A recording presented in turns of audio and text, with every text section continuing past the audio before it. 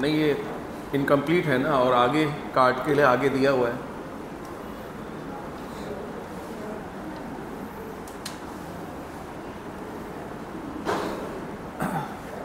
और बुकलेट में आप लोग ऑप्टिक्स जहाँ लिखा हुआ रे ऑप्टिक्स ऊपर, वो पार्ट 1 लिख लीजिए, वो कोई कंप्लीट नहीं है, ये केवल मिरर का है। उसके बाद रिफ्रैक्शन आएगा पूरा, फिर प्रिज्म आएगा पूरा, है ना। तो ये जो सबसे आगे जो फ्रंट पेज में लिखा हुआ है, लिख लीजिए पार्ट 1, रे ऑप्टिक्स पार्ट 1, सबसे फ्रंट में पार्ट 1 है, तो कोई पूरा ऑप्टिक्स नहीं है ये।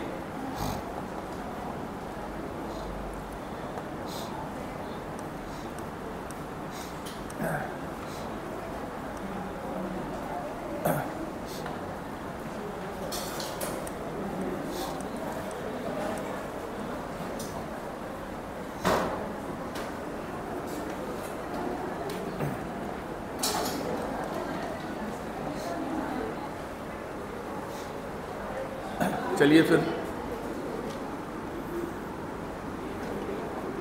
थोड़ा सा फोकस करके जल्दी देखिएगा। पॉलिश वाला पार्ट देख लिया, उसका उल्टा ये रिफ्लेक्टर हो गया, ये कॉन्वेक्स रिफ्लेक्टर है। कॉन्वेक्स रिफ्लेक्टर मतलब मिरर, रिफ्लेक्टर मतलब मिरर, कॉन्वेक्स रिफ्लेक्टर है। ये प्रिंसिपल एक्सिस है, ये उस स्फीयर का सेंटर है जिससे इसको काटा, जिससे इसको काटा गया था। ये उस स्फीयर का सेंटर है जिससे इसको काटा गया है, जिससे इसको काट के निकाला गया है, ये उसका सेंटर है। इसे कहते हैं सेंटर ऑफ कर्वेचर, और इसे कहते हैं radius of curvature. Radius of curvature कैसा होगा? रेडियस ऑफ कर्वेचर पॉजिटिव, शांत हो जाइए, पॉजिटिव, तो फोकल लेंथ भी पॉजिटिव होगा। Radius of curvature positive, focal length भी पॉजिटिव होगा। ये स्फीयर था, इससे हमने ये पार्ट कट किया। कट करने के बाद पीछे AgNO3 की पॉलिश कर दी, सिल्वर नाइट्रेट की पॉलिश कर दी। ये है प्रिंसिपल एक्सिस।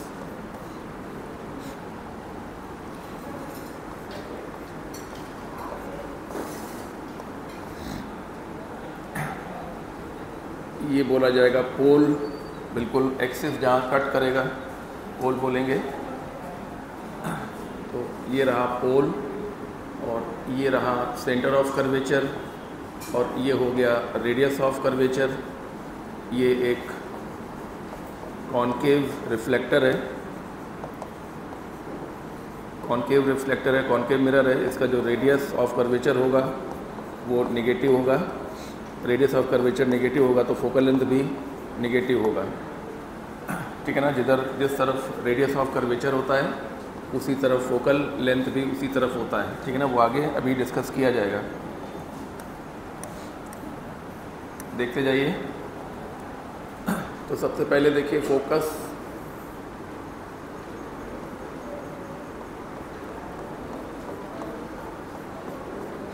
देखिए फोकस की डेफिनेशन क्या है कि अगर ऑब्जेक्ट इनफाइनाइट पर हो तो उसकी इमेज जहाँ बनती है वो फोकस होता है, ठीक है ना। ऑब्जेक्ट अगर कहाँ पर है बताइए? इनफाइनाइट पर। ये फोकस की डेफिनेशन है। Object at infinite. तो रेज देखिए बहुत दूर से आती हैं, तो बहुत दूर से जो रेज आती हैं वो पैरेलल आती हैं, और पैरेलल आने के बाद वो मुड़ जाती हैं और यहाँ पर इमेज बनाती हैं। जहाँ पर भी इमेज बनती है वही पॉइंट फोकस होता है, और उस पॉइंट को लेकर कोई प्लेन फोकल प्लेन बोलते हैं। ये जो हमारा हाथ है इस समय वो क्या है? फोकल प्लेन है, हथेली, ये फोकल प्लेन है। ये फोकस है और ये फोकल प्लेन है। वो प्लेन जो फोकस को कंटेन करे, वो प्लेन जो फोकस को कंटेन करे और प्रिंसिपल एक्सिस के बिल्कुल परपेंडिकुलर हो, that is called focal plane, ठीक है ना। इसी प्रकार से और पोल से फोकस की दूरी को क्या बोलते हैं? Focal length. तो कैसी फोकल लेंथ है? देखिए नेगेटिव, ये देखिए नेगेटिव फोकल लेंथ है। अब आ जाइए कॉन्वेक्स के लिए, कॉन्वेक्स में क्या होने वाला है? हाँ, दोनों का फोकस पढ़िए ना।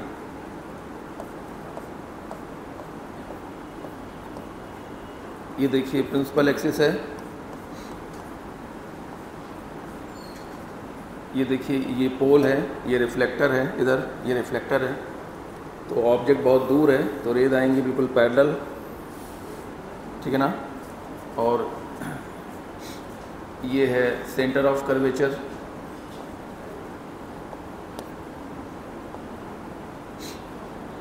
ये सेंटर ऑफ कर्वेचर है। तो सेंटर ऑफ कर्वेचर से जो लाइन आएगी that will be normal, centre of curvature से जो लाइन आएगी that will be normal. Normal हमेशा सेंटर ऑफ कर्वेचर से होके जाएगा, ठीक है ना। हाँ, नॉर्मल हमेशा सेंटर ऑफ कर्वेचर से होकर जाएगा। जैसे यहाँ पर ये F है तो ये है C, ये सेंटर ऑफ कर्वेचर है, और ये क्या है, ये है नॉर्मल। वहाँ पे देखो जहाँ भी रे गिरे वहाँ नॉर्मल बनाने से आगे आपको बहुत सहूलियत रहेगी। कभी तो ऑप्टिक्स ये शुरू ही हुई है, समझ लीजिए। ये नॉर्मल बनाने से बहुत ही सहूलियत आपको रहेगी। नॉर्मल बनाने से आपको चीज़ें बेहतर समझ में आएंगी। और नॉर्मल हमेशा कहाँ से होके जाता है? C से होके जाता है। अच्छा एक बात बताओ, ये इसी से तो बनाया है, इसी काट के, तो ये सेंटर है, बोलो। तो ये सारी जो रेडियस हैं ये सब नॉर्मल नहीं है। जितनी भी रेडियस होती हैं वो सरफेस के नॉर्मल होती हैं। तो जो भी लाइन C से होके जाएगी वही नॉर्मल होगी, है ना। और नॉर्मल बनाने से चीज़ें ज़्यादा बेहतर क्लियर होती हैं। ये देखिए ये इंसिडेंट रे है, ये एक और इंसिडेंट रे है ना। अब क्या होगा कि एंगल I बराबर एंगल R, ये देखिए मुड़ गया, ये I बराबर बोलो R। यहाँ पे ये क्या बताओ, I, समझ लीजिए नॉर्मल I और R का ही खेल है सब। पूरी ऑप्टिक्स में normal, angle of incidence and angle of reflection, और जब रिफ्रैक्शन पढ़ेंगे तो भी तीन चीज़ों खेल है, नॉर्मल, एंगल ऑफ इंसिडेंस और एंगल ऑफ रिफ्रैक्शन, ठीक है ना। तो ये देखिए ये मुड़ गया,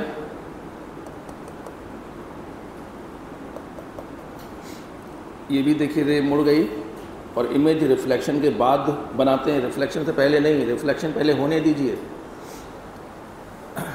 ये 1, ये उसका 1 डैश रिफ्लेक्टेड है, ये 2 रे 2 और ये उसका 2 डैश रिफ्लेक्टेड है। तो जो इमेजेस बनेंगी वो रिफ्लेक्टेड वालों से बनेंगी। तो ये दोनों तो यहाँ मिलने वाले हैं नहीं, इधर तो ये नहीं मिलने वाले, कतई नहीं मिलने वाले, दूर जा रहे हैं। देखिए ये यहाँ जा रहा है और ये यहाँ। तो ऐसे में क्या करते हैं, इन दोनों को पीछे बढ़ाते हैं, पीछे बढ़ाते हैं। तो इमेज कहाँ बनेगी, इमेज यहाँ बनेगी, और जहाँ पर इमेज बनेगी वही क्या होगा बताइए, फोकस होगा।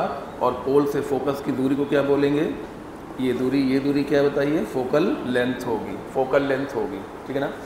तो पोल से फोकस पॉइंट की दूरी को फोकल लेंथ कहते हैं। देखिए F पॉजिटिव, R भी पॉजिटिव, बोलिए F नेगेटिव, R भी नेगेटिव। यहाँ से यहाँ तक क्या है, R है, यहाँ से यहाँ तक F है, यहाँ से यहाँ तक थोड़ा इन्वॉल्व होइए तो जल्दी जल्दी पढ़ें। यहाँ से यहाँ तक R है, ये दूरी R है, ये दूरी F है। F R की लगभग आधी होती है, एग्जैक्टली आधी नहीं होती है।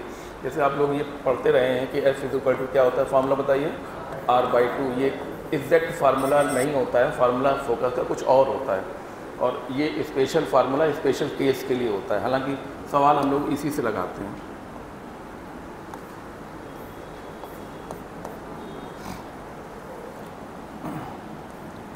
अब आ जाइए रूल्स ऑफ इमेज फॉर्मेशन।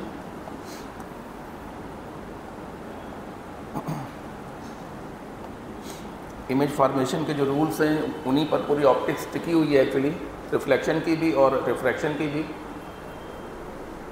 पहला रूल हम कॉन्केव के लिए और कॉन्वेक्स के लिए दोनों के लिए बातें कर रहे हैं। तो पहला रूल है कि पैरेललिटी हमेशा फोकस से रिलेट करेगी। पैरेललिटी हमेशा रिफ्लेक्शन के बाद फोकस से संबंधित हो जाएगी। कॉन्केव हो गया, यही रूल कॉन्वेक्स के लिए देखिए। ये है आपका प्रिंसिपल एक्सिस, बात को बहुत समझ के चलिएगा, ठीक है ना। ये है सी, अब यहाँ भी वही बात आ गई।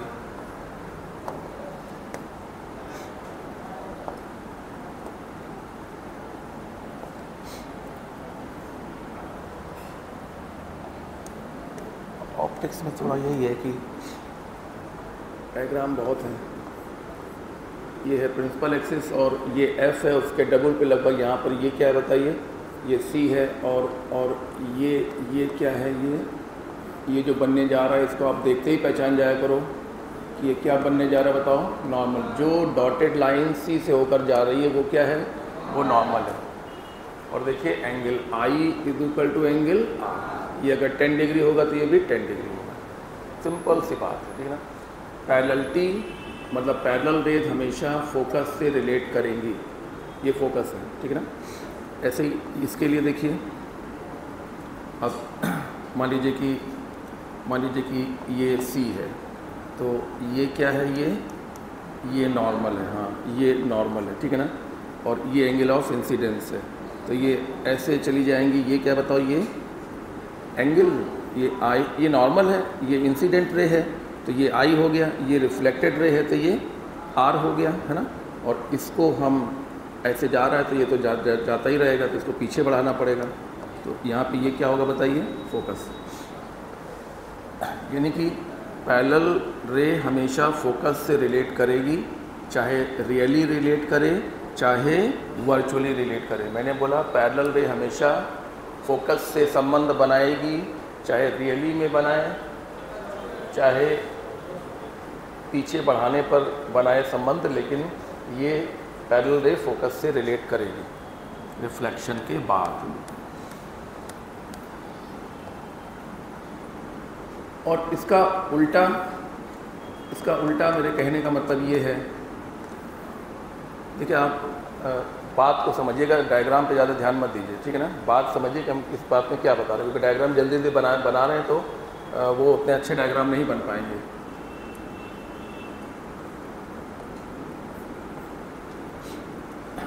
ये एफ है, तो जो रिफ्लेक्शन के पहले एफ से रे चलेगी वो बाद में पैरेलल, पहले पैरेलल तो बाद में फोकस से जाएगी, और पहले अगर फोकस से निकल रही है तो टकराने के बाद पैरेलल हो जाएगी। ये देखिए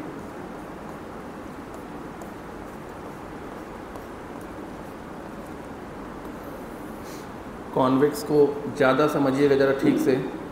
ये फोकस है और ये पॉलिश है, तो वहाँ तो लाइट का कोई काम ही नहीं है, वहाँ जाएगी नहीं। तो अब कैसे रिलेट करेंगे, ये देखिए, ये रे देखिए पहले फोकस से रिलेट कर रही है तो रिफ्लेक्शन के बाद क्या हो जाएगी, पैरेलल हो जाएगी। ये देखो पहले फोकस से रिलेट कर रही है, रिफ्लेक्शन के बाद पैरेलल। ये देखिए पहले फोकस से रिलेट करना चाह रही है ना, उधर जा पाएगी ये, कहाँ, वहाँ कहाँ, पॉलिश है ना, पीछे कहाँ जाएगी, ठीक है ना। लेकिन फोकस से रिलेट कर रही है तो बाद में क्या हो गया बताओ, पैरेलल, ठीक है ना।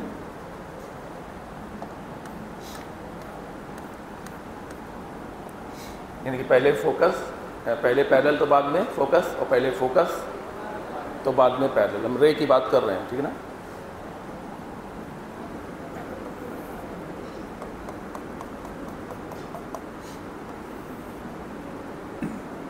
ये देखिए ये सी है, और सी से जो रे जाएगी, अरे ये तो नॉर्मल भी होगा, और हम लोग प्लेन मिरर के केस में पढ़ चुके हैं।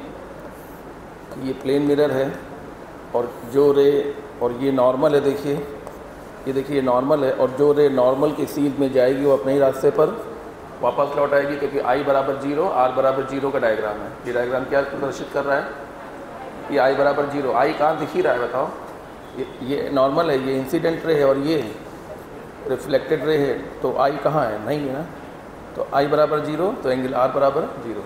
तो यहाँ भी वही बात है, नॉर्मल के अलॉन्ग जा रही है तो अपने ही रास्ते पर वापस, तो जो रे सी से निकलेगी टकराने के बाद अपने ही रास्ते पर वापस आएगी, ठीक है ना। कहीं भी डाल लो, ये देखिए जो रे सी से निकल कर जाएगी वो अपने ही रास्ते पर, क्योंकि इस जगह पर गिरी तो यहीं पर जहाँ पर रे गिरती है वही नॉर्मल बनाते हैं।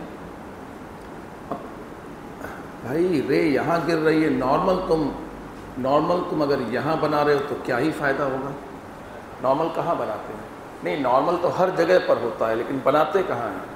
क्या हम सारे नॉर्मल बनाते रहेंगे? हम नॉर्मल कहाँ बनाएंगे? जहाँ रे गिरेगी वही नॉर्मल बनाएंगे, चाहे वो रिफ्लेक्शन हो चाहे वो रिफ्रैक्शन हो, हम नॉर्मल वहीं बनाएंगे जहाँ पर रे गिरेगी।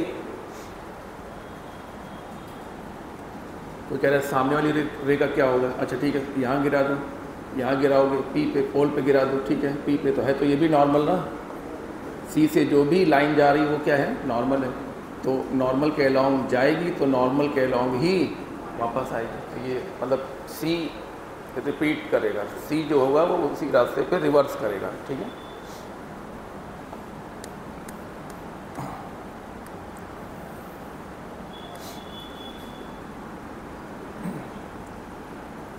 कॉनकेव वाला नहीं बना है, कॉन्वेक्स वाला नहीं बना है, सॉरी। ये प्रिंसिपल एक्सिस पहचान लो, जो लाइनें बना रहे हैं पहचान लो धीमे धीमे। ये सी यहाँ पर है मान लो, और कॉन्वेक्स में तो यही होगा, रियली में तो कुछ होगा ही नहीं, क्योंकि इनके एफ और सी कहाँ हैं बताओ? पीछे हैं। इनके एफ और सी पीछे हैं, तो इनके एफ और सी वर्चुअल हैं। कैसे हैं? वर्चुअल हैं, वर्चुअल हैं, पीछे है ना, ठीक है ना, वर्चुअल हैं। तो कोई रे सी से रियली तो ना मिलेगी। कोई रे अगर सी से संबंध बनाएगी तो कैसे बनाएगी बताइए? वर्चुअली बनाएगी। और यही क्या है बताइए? ये सी से जा रहा है तो यही क्या है बताइए? नॉर्मल। और ये इंसिडेंट रे है तो अपने ही रास्ते पर वापस लौट आएगी। ये गया, ये आ गया, ठीक है।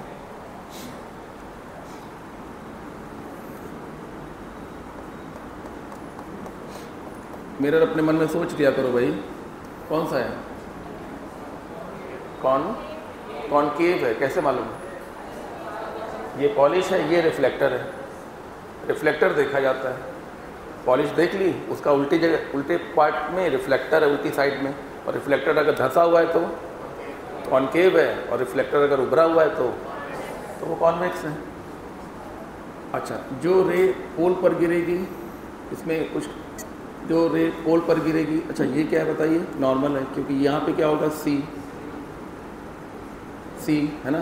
तो ये इंसिडेंट रे एंगल आई पर, और ये रिफ्लेक्टेड रे ये हो गया, ये एंगल ऑफ, ये इंसिडेंट रे, ये रिफ्लेक्टेड रे, ये एंगल आई और ये एंगल आर, और ये क्या है? नॉर्मल, ठीक है ना। आई बराबर आर होगा।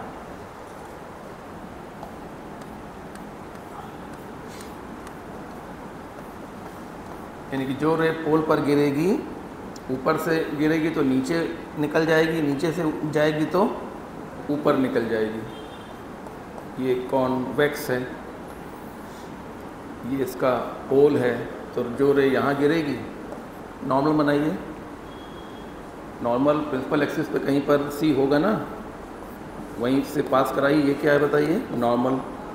तो ये रे गिरी और ये है नॉर्मल, तो ये एंगल ऑफ इंसिडेंस, हाँ ये इंसिडेंट रे है। ये क्या है? नॉर्मल। जो लाइन सी से जाती है वो क्या होती है? वो नॉर्मल होती है। ये आई है, तो ऊपर से गिरी तो नीचे उसी एंगल पर लौट जाएगी। आई और आर आपस में बराबर होंगे, ठीक है ना। तो ये इमेज फॉर्मेशन के नियम हैं जो आगे क्वेश्चंस में यूज़ होंगे, काम आएंगे।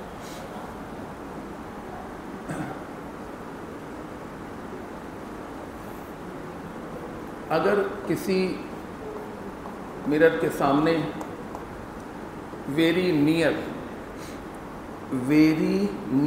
अगर वेरी नियर कोई बहुत छोटा ऑब्जेक्ट होगा, वेरी स्मॉल, तो वेरी स्मॉल ऑब्जेक्ट के लिए ये कर्वेचर का महत्व तो नहीं होता।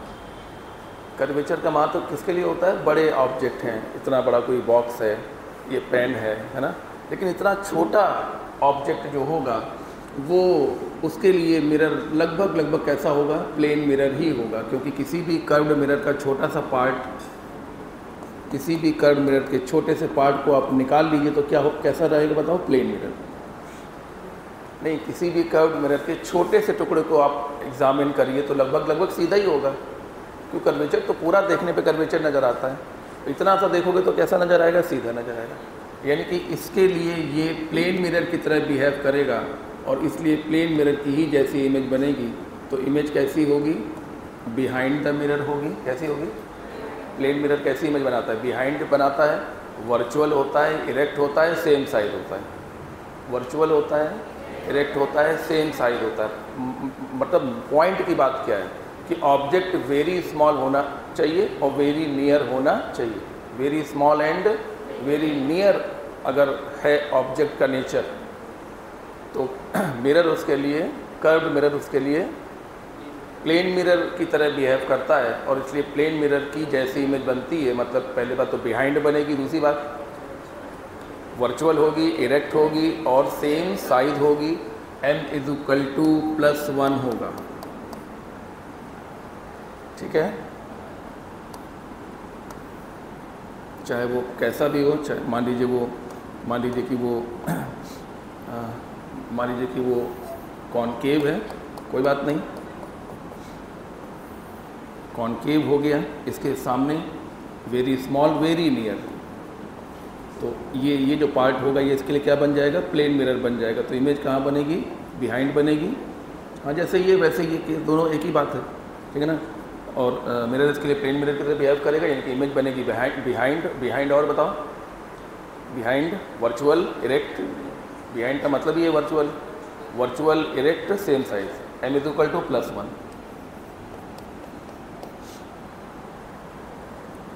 तो ये रूल्स हमको पता हैं। तो अब हम कॉनकेव से image formation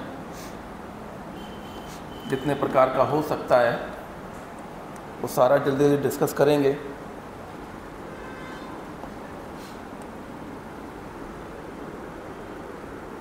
image formation by concave mirror,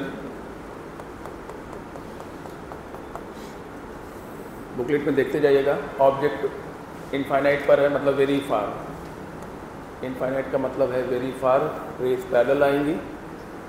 बहुत दूर वाले ऑब्जेक्ट से रेज हमेशा पैरेलल आती हैं और फोकस पर मिलेंगी, और फोकस पर ही इमेज बनाएंगी। ये इमेज बन चुकी है कहाँ पर, फोकस पर। कैसी होगी, रियल, इन्वर्टेड, डिमिनिश्ड। कैसी होगी, रियल। ये रियल रीज़न है। ये मिरर के पीछे वर्चुअल होता है, फ्रंट में रियल होता है, ठीक है ना। तो रियल इन्वर्टेड ही रहता है, ठीक है ना। जब सवाल लगाएंगे तो हम m निकाल के पता लगा लेंगे, इन्वर्टेड होगा कि इरेक्ट होगा। और तुम देखोगे कि रियल हमेशा इन्वर्टेड ही रहेगा, ठीक है ना। आगे के डायग्राम में भी देख लेना, रियल, इन्वर्टेड, डिमिनिश्ड। तो m की वैल्यू <1 और कैसा होगा, नेगेटिव। <1 एंड <1 क्या बता रहा है, छोटा है, इमेज छोटी है ऑब्जेक्ट की तुलना में, और माइनस मतलब इन्वर्टेड है।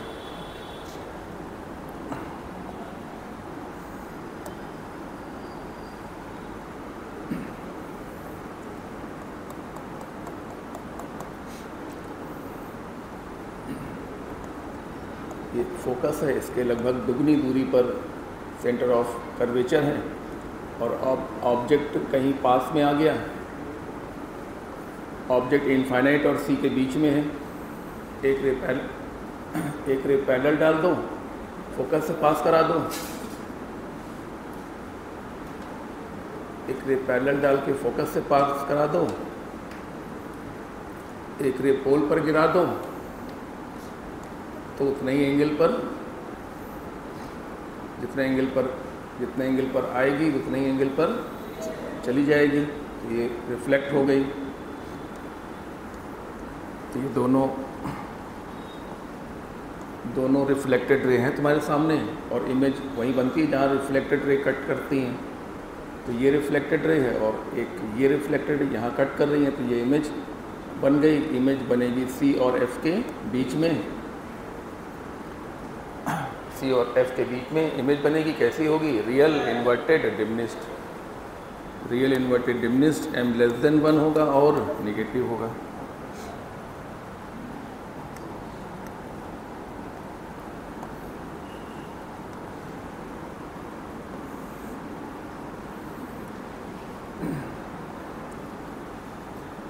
ये फोकस है, ये C है। अब ऑब्जेक्ट C पर आ गया। जब ऑब्जेक्ट C पर आ गया, इमेज फॉर्मेशन का वही तरीका है जो आप जानते हैं। ये इंसिडेंट रे, ये रिफ्लेक्टेड हो गई, एक रे पोल पे गिरा दीजिए, पोल पे गिरा दीजिए, उतने ही एंगल पर वापस ले आइए। ये दोनों रेज यहाँ पे कट कर गई और यहीं पर इमेज बना दी। इमेज बन गई है कहाँ पर? सी पर। तो ऑब्जेक्ट जब सी पर होगा तो इमेज भी सी पर होगी और साइज भी बिल्कुल सेम होगा, सेम साइज होगा, यानी कि m = 1 होगा और साइन कैसा होगा? नेगेटिव, यानी -1 होगा, एग्जैक्टली -1।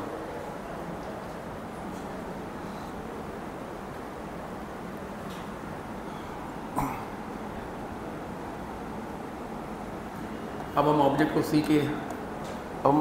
को सी के अंदर लेकर आ रहे हैं।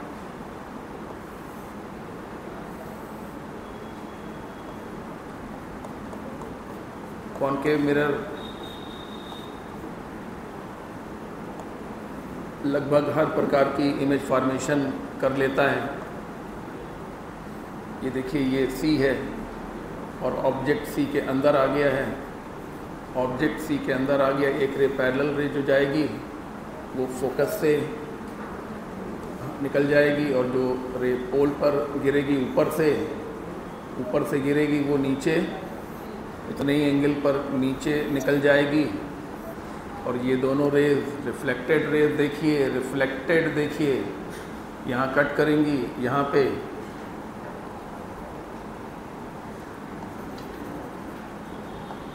जहाँ पर कट कर लेंगी और यहाँ पर इमेज का फॉर्मेशन होगा, यानी कि इमेज बनेगी बियॉन्ड सी। कहाँ बनेगी?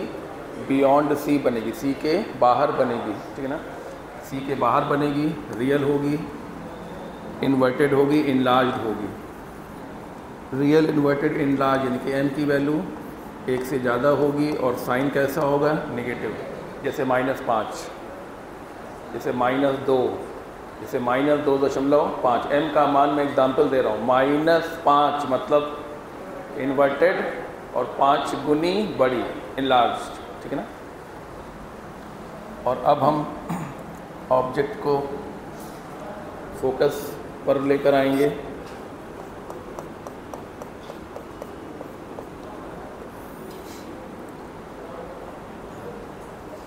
ये फोकस है और ये सेंटर ऑफ कर्वेचर है और ये ऑब्जेक्ट फोकस पर आ गया। ऑब्जेक्ट फोकस पर आ गया, पैरेलल रे फोकस से रिलेट करेगी और जो रे पोल पर गिरेगी ऊपर से गिरेगी ऐसे, तो नीचे से उतने ही एंगल पर नीचे चली जाएगी। और ये रे दोनों कैसी हैं? पैरेलल हैं और दोनों रे पैरेलल हैं, तो आगे कभी मिलेंगे नहीं। तो हम क्या कहेंगे कि इमेज कहाँ बनेगी? इनफाइनाइट पर बनेगी। बिल्कुल पैरेलल है, मिलेंगे ही नहीं। कोई कह रहा है पीछे बढ़ा दीजिए, तो पैरेलल हैं तो पीछे बढ़ाने पे भी नहीं मिलेंगी। तो जब पीछे बढ़ाने पर मिलना नहीं है तो पीछे बढ़ाना भी नहीं है, ठीक है ना? तो यहाँ पर ऐसे जाएंगी पैरेलल, तो इमेज कहाँ बनेगी? इमेज एट इनफाइनाइट कैसी होगी? रियल होगी, इन्वर्टेड होगी, वेरी इनलार्ज्ड होगी। Real inverted very enlarged, m की वैल्यू 1 से काफ़ी ज़्यादा होगी और साइन कैसा होगा? नेगेटिव।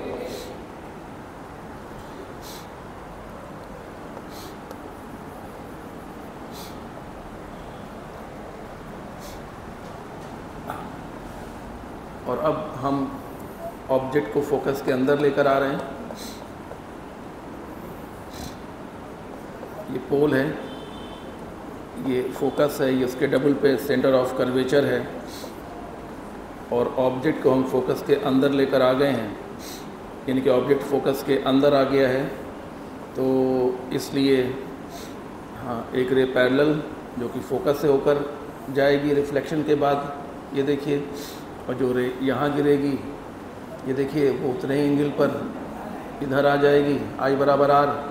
तो ये रे इधर फैल रही हैं तो इधर तो मिलेगी नहीं, फैल रही हैं इधर मिलेंगी नहीं, तो पीछे बढ़ाने पे मिल जाएंगी। इस केस में पीछे क्यों नहीं बढ़ाया जाता? क्योंकि पीछे बढ़ाने पे मिलना हो तो पीछे बढ़ा के हम कुछ कॉन्सेप्ट बनाएं। जब पीछे बढ़ाने पे भी नहीं मिलना है तो पीछे बढ़ाएं क्यों? और इन दोनों को पीछे बढ़ाने पे मिलना है। तो यहाँ पर इमेज का फॉर्मेशन होगा। ये इमेज बनेगी और ये होगी virtual erect enlarged, virtual erect, हाँ पीछे वर्चुअल फ्रंट में रियल, वर्चुअल इरेक्ट, ये कॉम्बिनेशन रहता है, virtual erect real inverted, real inverted, ये इधर रियल है, real inverted, real inverted, real inverted, real inverted, ठीक है ना। एंड वर्चुअल इरेक्ट इनलार्ज्ड, तो m की वैल्यू जो होगी वो मोर देन 1 होगी और साइन जो होगा वो पॉजिटिव होगा। एग्जाम्पल दे दें, जैसे +3 या +5 इस प्रकार का होगा।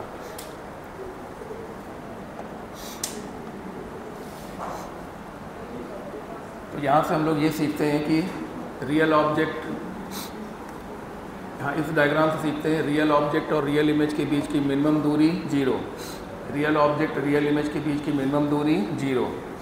जब ऑब्जेक्ट फोकस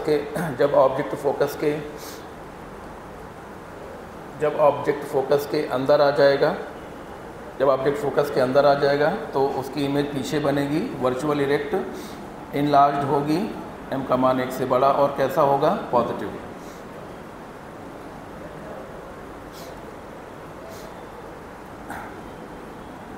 इसी प्रॉपर्टी की वजह से डेंटिस्ट जो होते हैं वो कॉन्केव मिरर का इस्तेमाल करते हैं दांतों की कैविटी को देखने के लिए, और कैविटी को सेट किया जाता है फोकस और पोल के बीच में।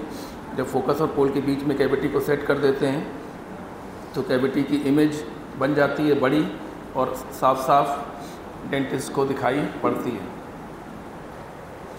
जो मेकअप मिरर्स होते हैं वो भी कॉनकेव होते हैं, डेंटिस्ट वाले मिरर कॉनकेव होते हैं, मेकअप वाले मिरर कॉनकेव होते हैं। Minimum distance between real object and real image 0। ये देखिए सोलर कुकर जो होते हैं उनमें कॉनकेव रिफ्लेक्टर, कॉनकेव मिरर का इस्तेमाल किया जाता है। यहाँ पर कुकिंग, जिस चीज़ को कुक करना है वो सामान हम लोग यहाँ पर रख देते हैं, ठीक है ना। ये देखिए ये कुकिंग का सामान यहाँ रख देंगे तो जो प्रकाश की किरणें आएंगी वो यहाँ पर फोकस करेंगी, और जब फोकस करेंगी तो ये पानी गर्म होगा या फूड यहाँ पे कुक होगा। तो जो सोलर कुकर होंगे उनमें कौन से रिफ्लेक्टर, कॉनकेव, डेंटिस्ट वाले कॉनकेव रिफ्लेक्टर इस्तेमाल करते हैं, ठीक है। अब इस केस को देखिए, जैसे जैसे ऑब्जेक्ट पोल की तरफ जाएगा इमेज भी पोल की तरफ आएगी। ऑब्जेक्ट जैसे जैसे नहीं, फोकस के अंदर आने के बाद जैसे जैसे ऑब्जेक्ट पोल की तरफ जाएगा इमेज भी पोल की तरफ आएगी, उसका साइज़ छोटा होता जाएगा लेकिन ऑब्जेक्ट से तब भी बड़ा रहेगा। ये लाइन तैयार कर लीजिए ठीक से। फोकस के अंदर आने के बाद की क्या थ्योरी है, ऑब्जेक्ट फोकस के अंदर आ चुका है, अब क्या थ्योरी है, जैसे जैसे ऑब्जेक्ट पोल की तरफ जाएगा उसकी इमेज भी पोल की पास नहीं बोलिए, पोल की तरफ आएगी, ठीक है ना। जैसे जैसे ऑब्जेक्ट पोल की तरफ जाएगा इमेज भी पोल की तरफ आएगी, उसका साइज़ छोटा होता जाएगा लेकिन ऑब्जेक्ट से तब भी बड़ा रहेगा, ठीक है ना। ये कह रहा हूँ।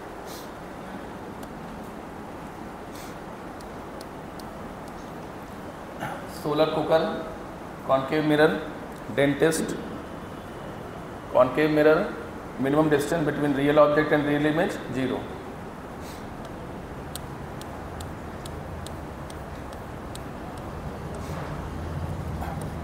तो हम ये देख रहे हैं कि कॉनकेव मिरर में बहुत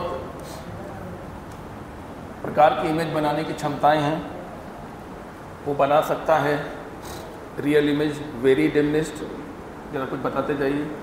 रियल इमेज, हाँ real inverted very diminished, real inverted diminished, real inverted same size, real inverted enlarged, real inverted very enlarged and virtual erect enlarged. तो ये एक प्रकार की इमेज नहीं बना पाता है, वो है वर्चुअल इरेक्ट डिमिनिश्ड। ये इमेज बनाना इसके बस की बात नहीं है। इन दोनों में कौन सी गलत है बताओ? I1 I2 में कौन गलत है? ये गलत है। क्यों? क्योंकि कॉनकेव मिरर कौन सी इमेज नहीं बना पाता है? वर्चुअल इरेक्ट डिमिनिश्ड इमेज नहीं बना पाता है, ठीक है ना।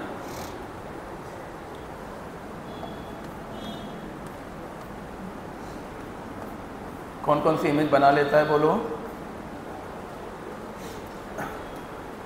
Real inverted very diminished, real inverted diminished, real inverted same size, real inverted enlarge, real inverted very enlarge, virtual erect enlarge. तो कौन सी कैटेगरी इससे बच गई? वर्चुअल इरेक्ट डिमिनिश्ड, ये नहीं बना पाता है।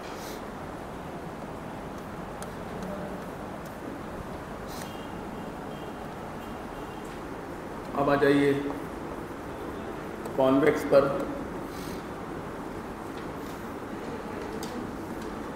कॉन्वेक्स के पास बहुत प्रकार की इमेज बनाने की क्षमताएं नहीं है। फोकस है और ये सेंटर ऑफ कर्वेचर है। ऑब्जेक्ट इनफाइनाइट पर है।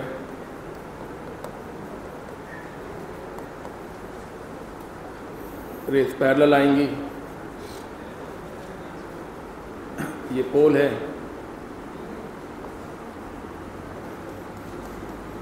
ये नॉर्मल है,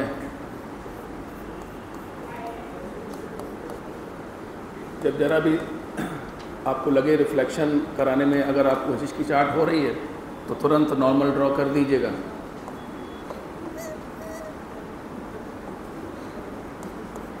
नॉर्मल ड्रॉ कर दीजिए तो ये रे रिफ्लेक्ट होगी I बराबर R,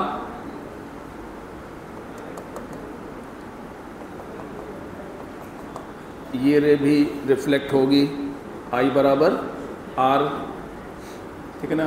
ये दोनों एक दूसरे से दूर जा रहे हैं तो इधर मिलेंगे नहीं, जब इस तरफ मिलेंगे ही नहीं तो पीछे बढ़ाने का रूल है, पीछे बढ़ाने का नियम है। नहीं, पीछे तभी बढ़ाते हैं जब तय हो कि पीछे मिल जाएंगी तो ही पीछे बढ़ाते हैं। अगर पीछे नहीं मिल रहा है, बिहाइंड में जाके अगर मिलने की पोजीशन नहीं है तो पीछे बढ़ाने से कोई फ़ायदा नहीं है। पीछे बढ़ाने पर ये यहाँ मिलेंगी और इमेज का फॉर्मेशन होगा कहाँ पर? बिल्कुल फोकस पर होगा। और इमेज कैसी होगी? वर्चुअल। अब चाहे मन में बोलिए लेकिन प्रैक्टिस कर लीजिए। पीछे बन रही है वर्चुअल और वर्चुअल के साथ एक शब्द जुड़ता है इरेक्ट, ठीक है ना। वर्चुअल इरेक्ट डिमिनिश्ड, m की वैल्यू लेस देन 1 और बोलो कोई एग्जाम्पल बोल दो। +1/2 virtual erect diminished m less than 1, erect m positive, diminished m less than 1।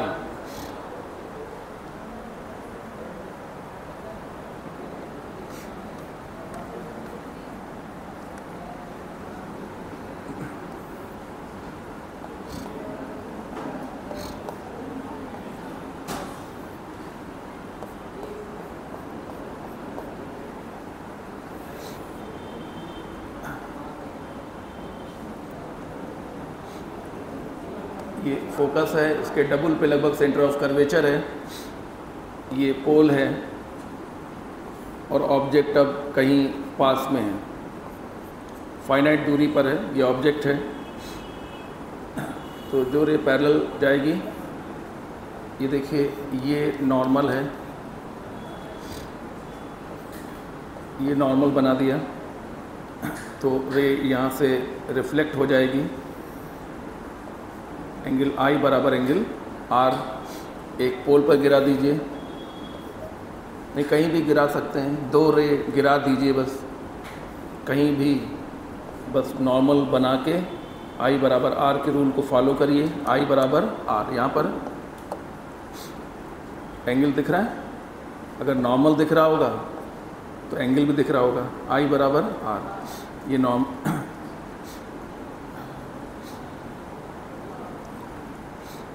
ये नॉर्मल दिख रहा होगा। कभी नॉर्मल यहाँ बनाते हैं, कभी नॉर्मल यहाँ बनाते हैं, ये क्या हो रहा है? जहाँ पर रे गिराते हैं वहाँ पे नॉर्मल बनाते हैं। नॉर्मल हमेशा C से होके जाता है। रे हमने यहाँ गिराई तो नॉर्मल यहीं बनाएंगे ना। तो ये नॉर्मल ऐसा क्यों है, ये नॉर्मल ऐसा क्यों है? ऐसे वैसे की कोई बात नहीं है। ऐसे वैसे की कोई बात नहीं है, ये सेंटर है, तो ये भी नॉर्मल है और ये भी नॉर्मल है और ये भी नॉर्मल है, ये भी नॉर्मल है। नॉर्मल सी से होके जाना होता है, सी से गुजारने, जैसा जहाँ जैसा बनेगा वैसा बनेगा, इसमें क्या कहने की बात है। तो यहाँ गिरा रहे हैं तो यहाँ नॉर्मल बनाएंगे, सी से पास कराएंगे, एंगल आई बराबर एंगल आर। अब ये दोनों इधर मिलेंगे ही नहीं, रियली में कभी मिलेंगे ही नहीं, तो क्या करेंगे, पीछे बढ़ाएंगे। तो इसको पीछे बढ़ाया, इसको पीछे बढ़ाया, तो पीछे बढ़ाने पे यहाँ कट हो गया, यहाँ कट हो गया, तो यहाँ क्या बन गया बताओ, यहाँ बन गया इमेज। इमेज कहाँ बन गई, बिटवीन पोल एंड फोकस। तो इसकी इमेज जो होती है हमेशा जो फोकस बनती है या फोकस और पोल के बीच में बनती है। और नेचर कैसा होता है, virtual erect diminished, virtual erect diminished m less than 1 positive. Virtual erect, ये इरेक्ट लिखा हुआ है, इरेक्ट, और ये क्या लिखा है, less than 1 diminished, erect diminished, erect diminished, ठीक है ना। वर्चुअल क्योंकि पीछे बन रही है। v का मान पॉजिटिव आएगा, सॉल्व कर लो, कभी कोई भी सवाल तुमको दे देंगे तो v का मान पॉजिटिव आएगा। सब सोच लो, v क्या बताता है, इमेज कहाँ बन रही है, कहाँ मतलब फ्रंट में या बिहाइंड। m क्या बताता है कि इमेज कैसी बन रही है, कैसी मतलब कैसी में चार चीज़ें हैं, इरेक्ट बन रही है कि इन्वर्टेड बन रही है, इनलार्ज बन रही है या डिमिनिश्ड बन रही है, ठीक है।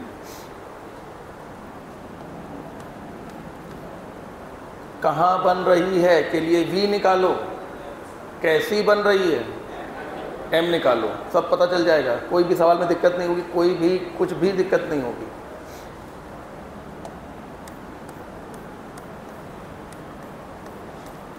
मिरर का सवाल था, मिरर का फार्मूला ये होता है, मिरर का सवाल था, मिरर का फार्मूला ये होता है, तुमने u का मान रखा, f का मान रखा, तुमने सब कुछ रखा और v का मान आपका +10 आ गया।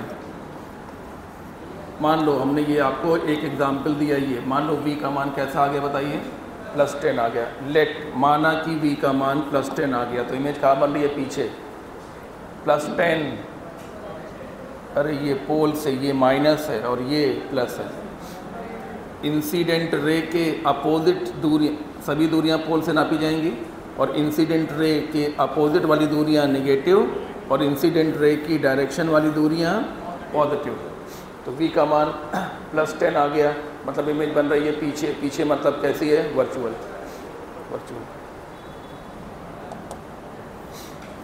तो इसी प्रॉपर्टी की वजह से जो ड्राइवर होते हैं, मतलब कार या आपकी स्कूटी में जो मिरर लगा होता है वो कौन सा होता है, कॉनकेव होता है, सॉरी कॉन्वेक्स होता है। कौन सा मिरर होता है, व्हीकल में जो मिरर लगता है पीछे वालों को देखने के लिए वो कैसा होता है, वो कॉन्वेक्स होता है। जिससे क्या होता है कि पीछे बड़े बड़े जो ट्रक आ रहे हैं या कोई बड़ी कार आ रही है उसकी इमेज फोकस और पोल के बीच में छोटी सी आपको दिखाई पड़ जाती है। तो पीछे आ रहे बड़े ट्रक या कार या बाइक की इमेज आपको फोकस और पोल के बीच में छोटी सी दिखाई पड़ जाती है, तो आप उसको समझ लेते हैं।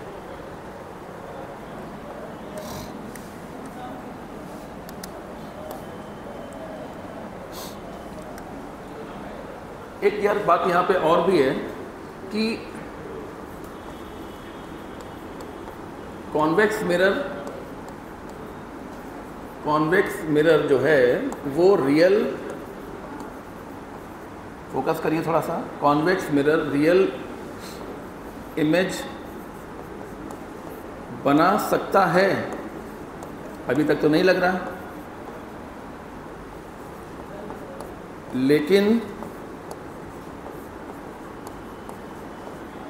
लेकिन ऐसा करने के लिए, लेकिन तब जब ऑब्जेक्ट वर्चुअल हो। कैसा हो बताइए, ऑब्जेक्ट वर्चुअल हो। जैसा कि आप पढ़ रहे हैं तो आपको लग रहा है कि वर्चुअल, हाँ वर्चुअल इमेज ही बना रहा है। दोनों केसेस में दो ही केस होते हैं भैया, कॉन्वेक्स में दो ही केस होते हैं। पहला ऑब्जेक्ट वेरी फार, दूसरा object near, object at infinite and object at finite. क्यों दो ही केस क्यों होते हैं? क्योंकि इसके फोकस और सेंटर ऑफ कर्वेचर पीछे होते हैं, यहाँ कुछ होता ही नहीं है। तो क्या लिखें कि इनफाइनाइट पर और इनफाइनाइट के सी के बीच में, सी और एफ के बीच में, एफ के ऊपर, एफ के अंदर, क्या लिखें? लिख ही नहीं पाएंगे। तो कितने केस होते हैं? केवल दो केस होते हैं। पहला केस कौन सा?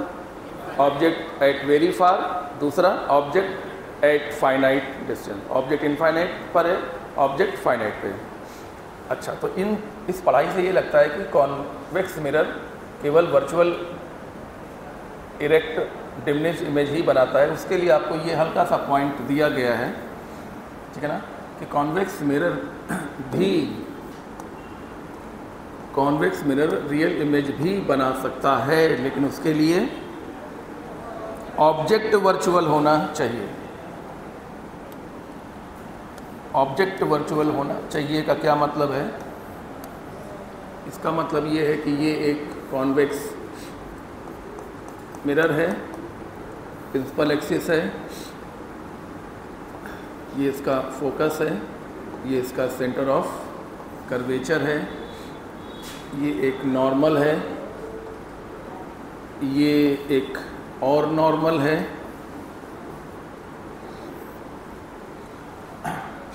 और यहाँ पर कन्वर्जिंग बीम ऑफ लाइट गिर रही है। यहाँ से देखिए और यहाँ से देखिए, कन्वर्जिंग बीम ऑफ लाइट गिर रही है।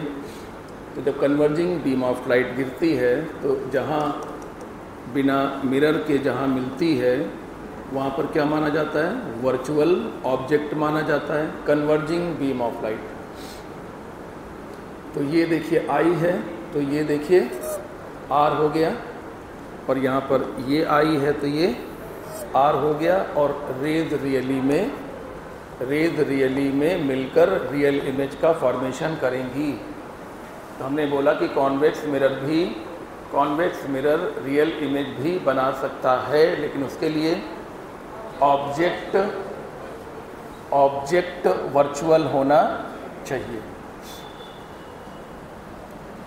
वर्चुअल ऑब्जेक्ट के क्वेश्चन आपको रेयरली मिलेंगे,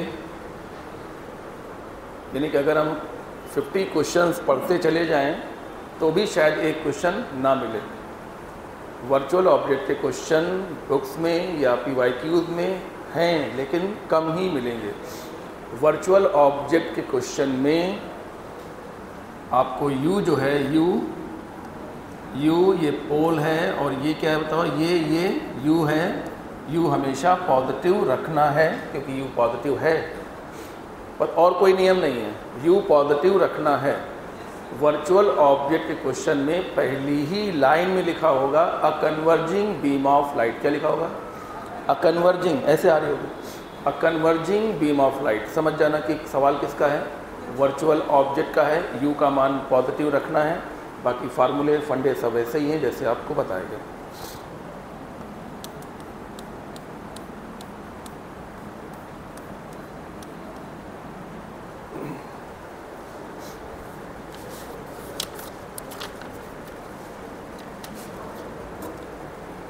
तो आपने ये जो भी कुछ पढ़ा,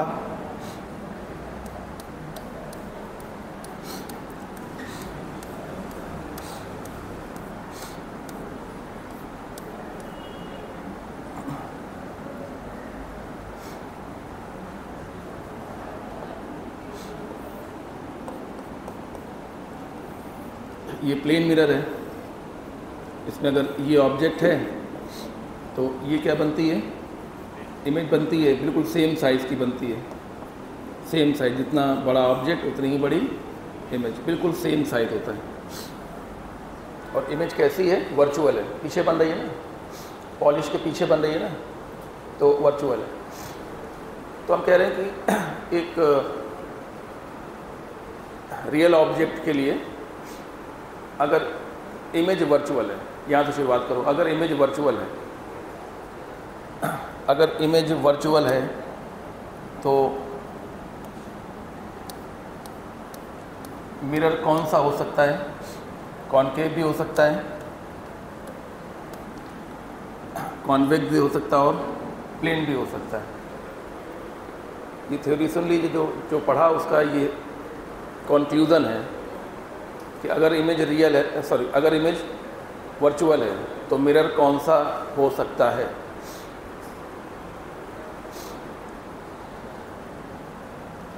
अब डायग्राम देखिए, अगर इमेज वर्चुअल है ये, तो मिरर कॉनकेव भी हो सकता है, कॉन्वेक्स भी हो सकता है और प्लेन भी हो सकता है। अब अगर वो वर्चुअल इमेज इनलार्ज्ड है,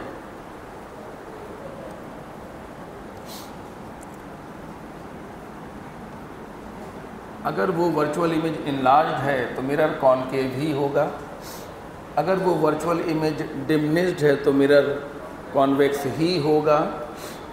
और अगर वो इमेज ऑब्जेक्ट के सेम साइज़ की है तो मिरर प्लेन मिरर होगा। तो अगर सवाल पूछा जाता है कि इमेज वर्चुअल है तो मिरर कौन सा हो सकता है, कॉनकेव भी हो सकता है, कॉन्वेक्स भी हो सकता है और प्लेन मिरर भी हो सकता है। अब बात करते हैं कि अगर वो वर्चुअल इमेज इनलार्ज्ड है तो मिरर कॉनकेव ही होगा, डिमिनिश्ड है तो मिरर कॉन्वेक्स ही होगा और सेम साइज़ की है तो मिरर प्लेन ही होगा। ठीक है,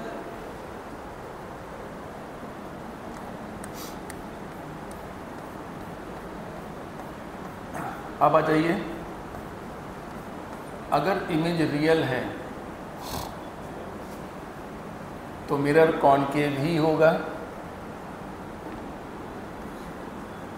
सुन लिया, अगर वो इमेज रियल है तो मिरर कॉनकेव ही होगा।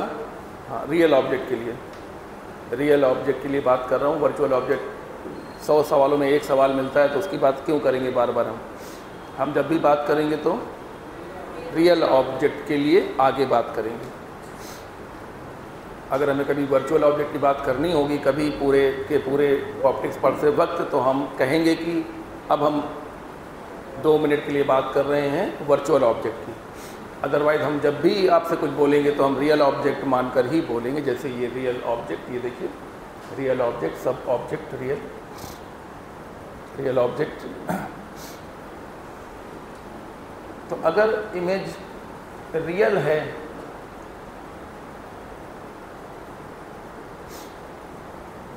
अगर इमेज रियल है तो मिरर कॉनकेव ही होगा। अब अगर वो रियल इमेज डिमिनिश्ड है तो ऑब्जेक्ट इनफाइनाइट और सी के बीच में होगा। अगर वो सेम साइज़ की है तो ऑब्जेक्ट सी भी सी पर होगा, ऑब्जेक्ट सी पर होगा। और अगर वो इनलार्ज्ड है तो ऑब्जेक्ट सी और एफ के बीच में होगा। दोबारा सुन लीजिए जो हमने कहा, अगर इमेज रियल बन रही है तो मिरर कॉनकेव ही होगा। और अब अगर वो रियल इमेज डिमिनिश्ड है तो ऑब्जेक्ट इनफाइनाइट और सी के बीच में होगा। अगर वो रियल इमेज सेम साइज़ की है तो ऑब्जेक्ट सी पर होगा। अगर वो रियल इमेज इनलार्ज्ड है तो ऑब्जेक्ट सी और एफ के बीच में होगा या फिर एफ पर होगा। सी और एफ के बीच में होगा या एफ पर होगा।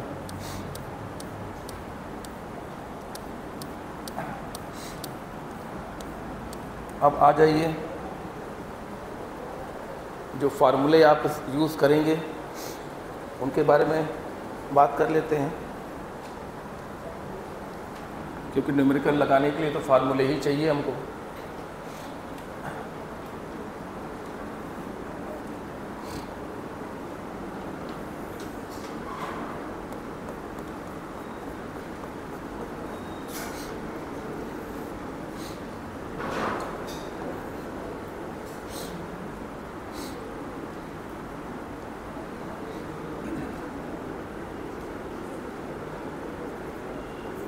ये C है, ये मान लीजिए कि F है,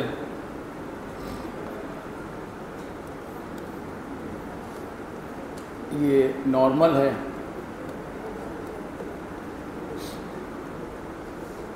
और एक रे जो कि पैरेलल है वो ऐसे आके गिरती है और फोकस से होकर जाएगी, क्योंकि पैरेलल है इसलिए फोकस से होकर जाएगी।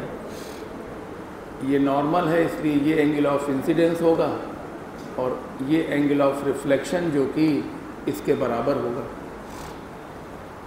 ये नॉर्मल है, ये आई होगा, ये आर होगा। नहीं, नॉर्मल के एक तरफ आई होता है, एक तरफ आर होता है। इसमें क्या कहने की बात है? नॉर्मल के एक तरफ आई होता है, एक तरफ, और आई और आर के मान बिल्कुल बराबर होते हैं। इसलिए मैं बार बार कह रहा हूँ कि नॉर्मल पर फोकस करिए। ये आई होगा तो ये भी आई होगा, ऑल्टरनेट। ये दोनों आई और आई होंगे तो ये 2i होगा। एक्सटीरियर एंगल है आई तो ये बाहर वाला 2i। अगर ये दूरी d होगी तो ये दूरी भी d होगी, क्योंकि ये दो एंगल बराबर हैं। इस ट्रायंगल में दो एंगल बराबर हैं तो उनके सामने की भुजाएं भी बराबर लंबाई की होंगी। किसी भी त्रिभुज में बराबर एंगल के सामने की भुजाएं भी बराबर लेंथ की होती हैं। ये C है और ये मिरर है तो ये पूरा क्या होगा? R होगा। वो R होगा तो ये भी R होगा। ये C है और ये मिरर है। C को मिरर से मिलाने वाली हर लाइन R होती है। ये भी R होगा, ये लेंथ भी R होगा।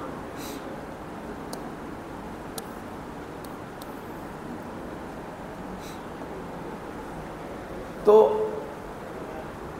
ये पोल होगा। पोल से फोकस की दूरी, पोल से फोकस तक की दूरी फोकल लेंथ होगी। और हम फोकल लेंथ का फार्मूला निकालने जा रहे हैं। थोड़ा तुमको हम हिंट कर दें, हम किसी प्रकार से d निकालेंगे। हम ये f का फार्मूला बनाने जा रहे हैं तो हम किसी प्रकार से क्या निकालेंगे? d निकालेंगे। किसी प्रकार से ये d निकालेंगे, ये d, और r से d को हटा देंगे, मतलब माइनस कर देंगे तो क्या आ जाएगा? क्या करने वाले हैं? किसी तरीके से d निकालने वाले हैं और पूरे r से d को माइनस कर देंगे तो क्या आ जाएगा? f आ जाएगा।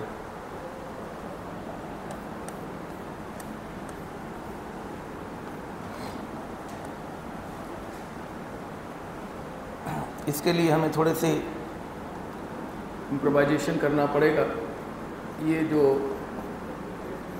ये जो लाइन है इसकी लंबाई को हमने माना कितना? y। तो साइन i बड़े वाले ट्रायंगल में देखो, राइट एंगल ट्रायंगल में ये बड़ा वाला राइट एंगल और ये छोटा वाला राइट एंगल, ये बड़ा वाला और ये छोटा वाला। Sine i = y/r। और आगे देखिए छोटे वाले में देखिए साइन 2i = y/d, यानी कि 2 sine i cos i = y/d। हम इन दोनों को डिवाइड कर देंगे तो sine i upon 2 sine i cos i = d/r। y से y cancel, d/r। Sine i से साइन i कैंसिल तो d बराबर आ गया r/2 cos i। अब अगर हम फोकल लेंथ निकालना चाहते हैं तो हम r से d को माइनस कर देंगे तो r/2 cos i। तो r को हम अगर कॉमन ले लें तो फोकल लेंथ का फार्मूला बन चुका है। फोकल लेंथ, किसी भी मिरर की फोकल लेंथ का ये एक्यूरेट फार्मूला है। फोकल लेंथ बराबर होता है r 1 - 1/2 cos i। सवाल में आई का मान दिया रहेगा, चिंता ना करें। आई का मान 60 डिग्री दिया रहेगा तो, या 30 डिग्री दिया रहेगा तो वो हो जाएगा। अब अगर I इज़ स्मॉल, अगर I स्मॉल है, जो कि होता ही है अक्सर, देन अगर I स्मॉल है तो cos I is equal to लगभग 1 हो जाएगा, क्योंकि cos 0 1 होता है। तो I अगर बहुत छोटा है तो लगभग 0 है, जैसे 1 डिग्री 2 डिग्री है, तो cos I बराबर क्या हो जाएगा, 1 हो जाएगा। और तब हम f is equal to R upon 1 minus 1 upon 2 करेंगे, क्योंकि यहाँ पे 1 हो जाएगा। जब cos I 1 हो जाएगा तो 1 माइनस 1 अपॉन 2 बचेगा, 1 माइनस 1 अपॉन 2 यानी कि 1 अपॉन 2। इस तरीके से f बराबर आ जाएगा R/2। तो न्यूमेरिकल लगाते में हम लोग यही फार्मूला इस्तेमाल करेंगे, क्योंकि मिरर एक्चुअली बहुत छोटे छोटे होते हैं, इतने छोटे छोटे मिरर होते हैं, चाहे वो कॉनकेव हो चाहे वो कॉन्वेक्स हो। तो उन पर जो जब रे गिरती है यहाँ से, तो आई का मान अक्सर कम ही होता है, इसलिए हमारे क्वेश्चन यहाँ से लग जाएंगे।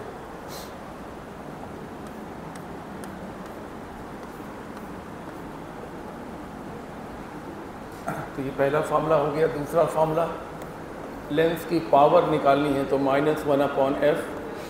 छोटे से छोटे फार्मूले में नोन क्वांटिटी को विद साइन और अननोन क्वांटिटी को विदाउट साइन रखना है, चाहे वो इतना छोटा फार्मूला ही क्यों ना हो। पावर की यूनिट डायोप्टर, ये फार्मूला तब जब एफ मीटर में हो, और पावर का ये फार्मूला जब जो फोकल लेंथ सेंटीमीटर में हो और यूनिट वही रहेगी, हाँ डायोप्टर, ठीक है ना। तीसरा formula 1 upon u 1 upon we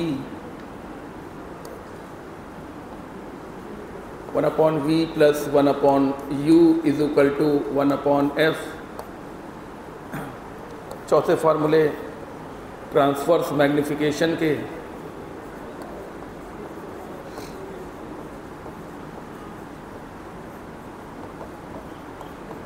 जिसको हम लोग लेटरल मैग्निफिकेशन भी कहते हैं,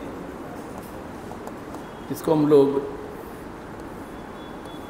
लीनियर मैग्निफिकेशन भी कहते हैं। ट्रांसवर्स मैग्निफिकेशन, लेटरल मैग्निफिकेशन या लीनियर मैग्निफिकेशन, ये सिर्फ तब इस्तेमाल होगा जैसे ऑब्जेक्ट है।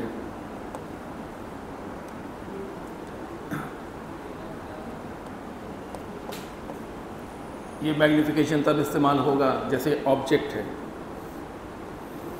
ऑब्जेक्ट में 4 रॉड्स हैं, ये रॉड, ये और ये 4 रॉड का ऑब्जेक्ट है। तो जब इसके बारे में पूछा जाएगा इसकी इमेज कितनी बड़ी होगी, इसकी इमेज कितनी बड़ी होगी, तब ये वाला मैग्निफिकेशन इस्तेमाल होगा। और जब पूछा जाएगा कि इसकी इमेज कितनी बड़ी होगी या इसकी इमेज कितनी बड़ी होगी, तब आगे पढ़ाया जाएगा लॉन्गिट्यूडिनल मैग्निफिकेशन का इस्तेमाल होगा। तो इस मैग्निफिकेशन का इस्तेमाल कब करना है? जब प्रिंसिपल एक्सिस के परपेंडिकुलर जो चीज़ें हैं उनके बारे में पूछा जा रहा है कि इसकी इमेज कितनी बड़ी होगी, इसकी इमेज कितनी बड़ी होगी। इसके पीछे एक और ऑब्जेक्ट है, मान लीजिए कि ये ऑब्जेक्ट है, पूछा जा रहा है इसकी इमेज कितनी बड़ी होगी, तब इसका इस्तेमाल होगा। और अगर कोई लकड़ी यहाँ पर ऐसे गिर गई है और पूछा जाए कि इसकी इमेज कितनी बड़ी होगी, तो लॉन्गिट्यूडिनल मैग्निफिकेशन का इस्तेमाल होगा। अगर एक ही ऑब्जेक्ट में ये भी है और बता ही नहीं रहे हो यार, अगर एक ही ऑब्जेक्ट में ये डायमेंशन भी है और ये डायमेंशन भी है, तो इसको स्टडी करने के लिए इसका और इसको स्टडी करने के लिए इसका इस्तेमाल होगा। ठीक है।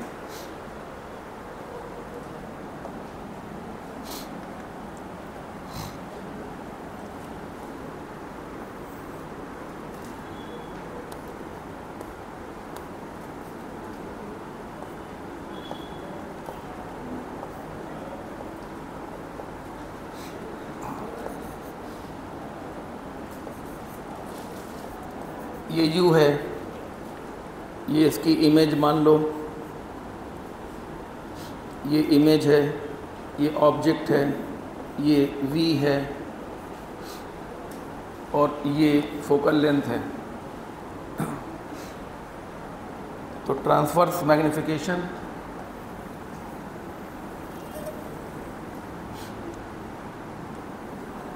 जो भी ट्रांसवर्स मैग्नीफिकेशन को बहुत अच्छे से तैयार करता है उसके ऑप्टिक्स के सवाल बहुत अच्छे तरीके से सॉल्व होते हैं। ट्रांसवर्स मैग्नीफिकेशन का पहला फार्मूला होता है length of image upon length of object. दूसरा फार्मूला होता है माइनस V/U। तीसरा फार्मूला होता है M = minus F upon U minus F। चौथा फार्मूला होता है M = minus V minus F/F। और इसी से हम लोग पांचवा फार्मूला बनाते हैं जो हमारे काम का भी है, M = minus V minus F/F, यानी कि minus V/F plus 1 minus V/F plus 1। तो M माइनस 1 = माइनस V/F, इसलिए 1 माइनस M = V/F। ये पांचवा फार्मूला हम लोग पढ़ते हैं। इसका इस्तेमाल कुछ ऐसे सवालों में होता है जो आसानी से सॉल्व नहीं होते हैं। तो ये सभी फार्मूले अलग अलग सवालों में इस्तेमाल होंगे, इनके अलावा कोई भी फार्मूला इस्तेमाल ना करिए।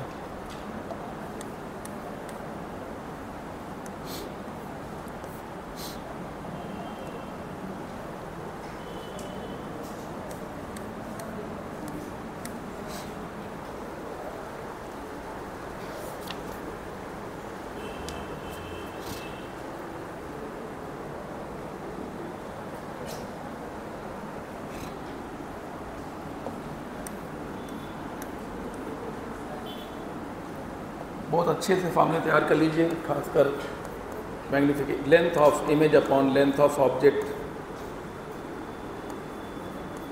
माइनस V/U, नहीं V/U नहीं, minus V/U।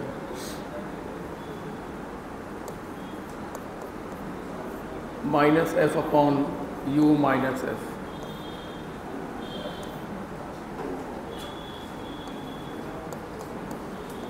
Minus V minus F/F और 1 माइनस M = V/F। ये फार्मूले जो तैयार करके आसान बना सकते हैं, मतलब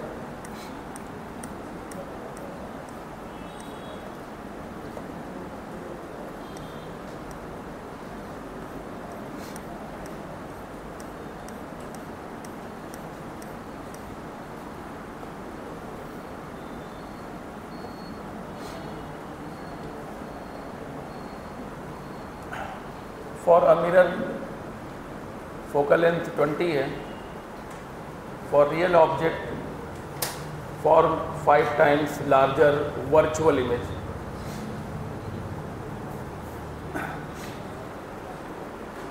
कुछ सवालों में मिरर के बारे में बताया नहीं जाएगा, हमें पहचानना होगा। हम पहचान नहीं पाएंगे, वो सवाल हमारा 50-50% होगा, सही भी हो सकता है और बिल्कुल 50-50% होगा, क्योंकि फोकल लेंथ को या तो हम +20 लेकर सॉल्व करेंगे या फिर हम गलती कुछ करेंगे -20 लेकर सॉल्व करेंगे।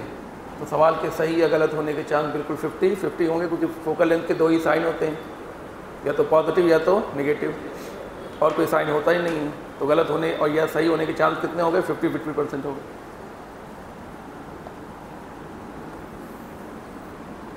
फिलहाल तो पढ़िए वर्चुअल इनलार्ज्ड, पहचानिए, मेमोरी में ध्यान दीजिए। मिरर इज कॉनकेव, सोल्यूशन की पहली लाइन है और यही सब कुछ है। कैसे जान गए कॉनकेव?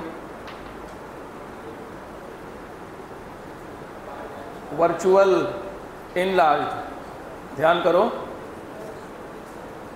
वर्चुअल इनलार्ज्ड कॉनकेव का आखिरी डायग्राम है।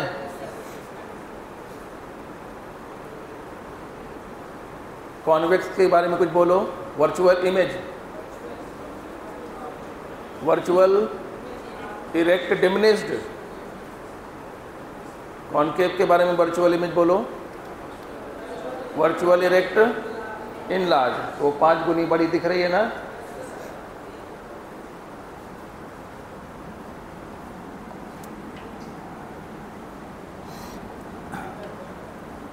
मिरर कॉनकेव है, फोकल लेंथ को -20 लेना है, m को +5 लेना है। क्यों प्लस क्यों लेना है, माइनस क्यों लेना है?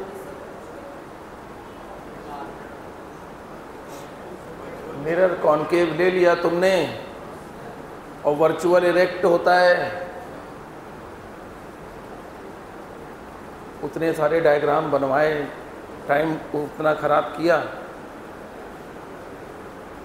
वो इसीलिए कि अच्छे सवालों में मिरर कैसा है ये बताया नहीं जाता है, और इमेज कैसी है, इरेक्ट है या इन्वर्टेड है, ये भी बताया नहीं जाता।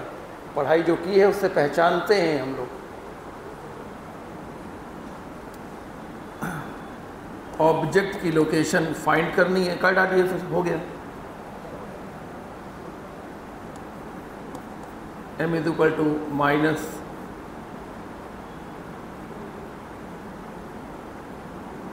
f upon u minus f। Optics में सब कुछ मैग्निफिकेशन ही है, हर दूसरे सवाल में मैग्निफिकेशन का इस्तेमाल है।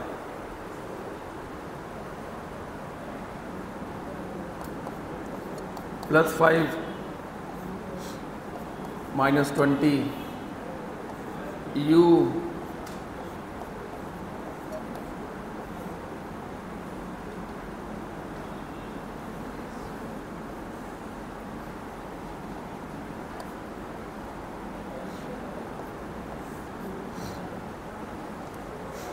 सॉल्व कर डालिए, हो गया। u में कोई साइन नहीं रखोगे, जो चीज़ निकालनी होती है उसके बारे में पता भी हो, जो चीज़ कैलकुलेट करनी है उसके बारे में पता भी हो तो भी साइन नहीं रखेंगे।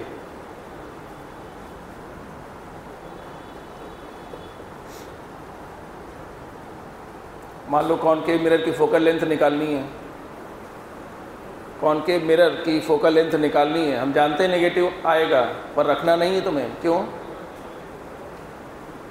हम जानते हैं नेगेटिव होती है पर तुम्हें रखना नहीं है, क्योंकि वो तुम्हें निकालना है। जो चीज़ फाइंड करनी है उसकी बारे में कुछ मालूम भी हो तो भी साइन नहीं रखते।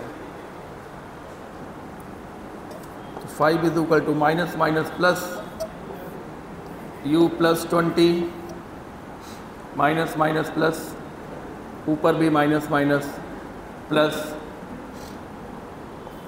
तो u +20 इज इक्वल टू 20/5 यानी कि 4। u +20 इज इक्वल टू 4, तो u इज इक्वल टू 4 - 20 यानी कि -16 सेंटीमीटर, यानी कि object is in front of mirror, mirror के फ्रंट में है।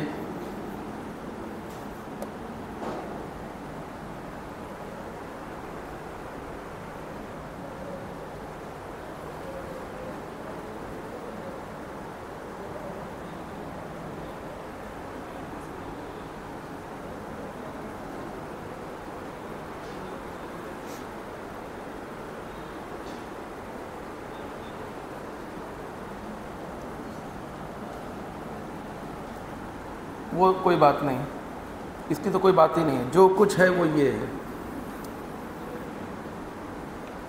आप ये कर ले गए वो सब हो जाएगा। उसके लिए आपको कई बार ये मन में रिवाइज करना चाहिए। कॉनकेव मिरर इमेज बना रहा है, क्या बना रहा है? कॉनकेव मिरर इमेज बना रहा है, क्या क्या होगा?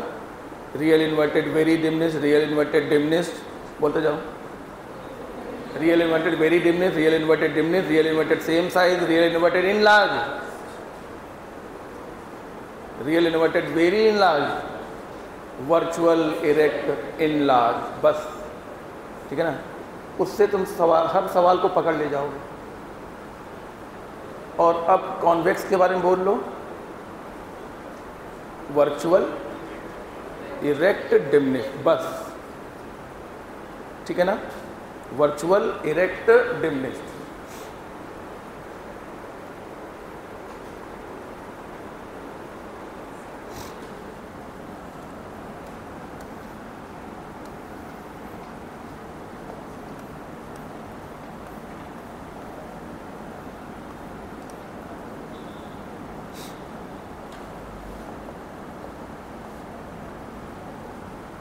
फॉर अ रियल ऑब्जेक्ट, ये लाइन हम लिख देते हैं, हालांकि सवालों में कभी आपको ये लाइन लिखी हुई मिलेगी नहीं, क्योंकि कुछ ना कहा जाए तो ऑब्जेक्ट रियल ही मानेंगे। हम ज़बरदस्ती क्यों मानेंगे? जो 100 सवालों में एक सवाल होता है किसका? वर्चुअल ऑब्जेक्ट का, वो हम ज़बरदस्ती क्यों मानेंगे? तो कुछ नहीं कहा जाएगा तो ऑब्जेक्ट हमारा इधर ही रहेगा। किधर ही? फ्रंट में रहेगा, मिरर के फ्रंट में रहेगा।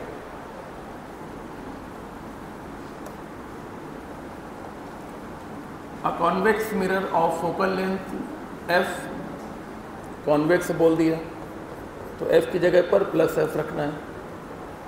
Produce an image n times size of object,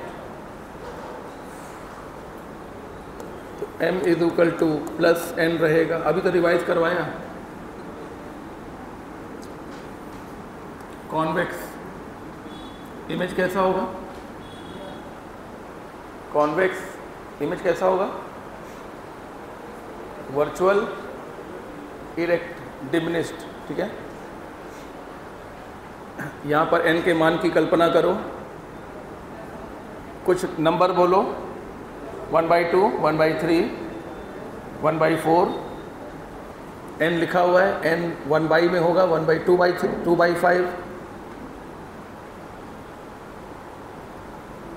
image की पोजीशन हमको फाइंड करनी है, सॉरी ऑब्जेक्ट की पोजीशन फाइंड करनी है। m = -f/u - f, तो यहाँ रखना है +n, यहाँ लिखना है +f, u निकालना है, यहाँ लिखना है +f। Known quantities with sign.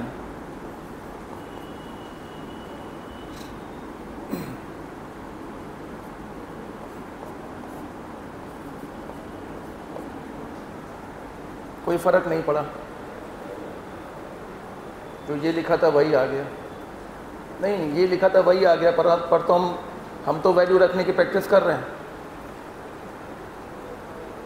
Known quantities को विद साइन रखना है।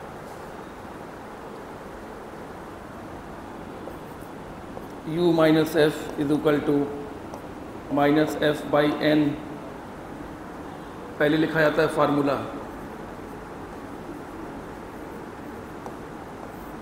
अलजेब्रिक सवालों में पहले लिखा जाता है फार्मूला, उसके बाद रखी जाती हैं algebraic values, +a -a +b -b, ये तब मतलब गलती ना हो इसलिए बता रहे हैं कि पहले कैसे कैसे क्या करना होता है। ये आ गया f - f/n, 1 - 1/n f, n - 1/n f।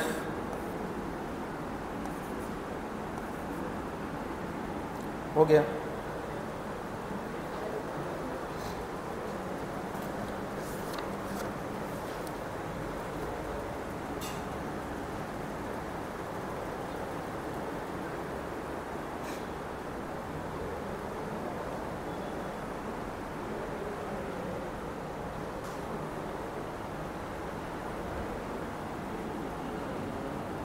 हटा दें।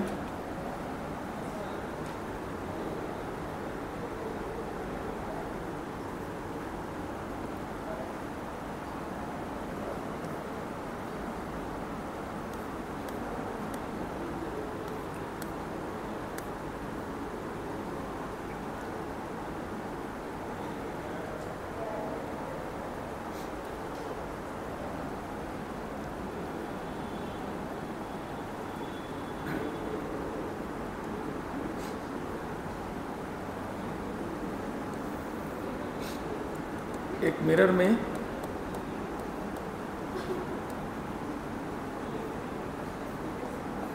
ये नॉर्मल है,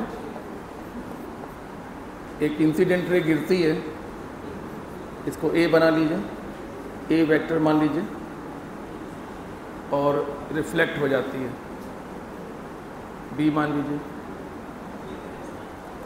तो इंसिडेंट रे वेक्टर फॉर्म में दी हुई है 1/2 आई कैप प्लस √3 जे कैप और reflected ray 1/2 I cap minus √3 J cap.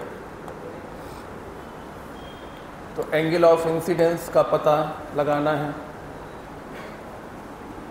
Angle of incidence यानी कि ये एंगल ऑफ रिफ्लेक्शन वही होगा।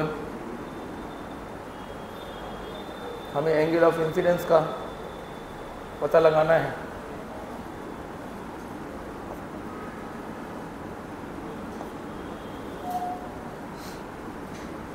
ये इंसिडेंस रे है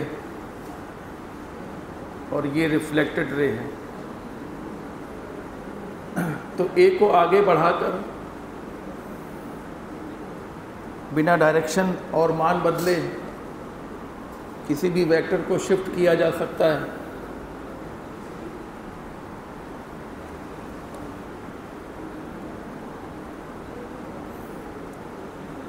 तो ए को आगे बढ़ाकर हम ये एंगल निकाल लेंगे।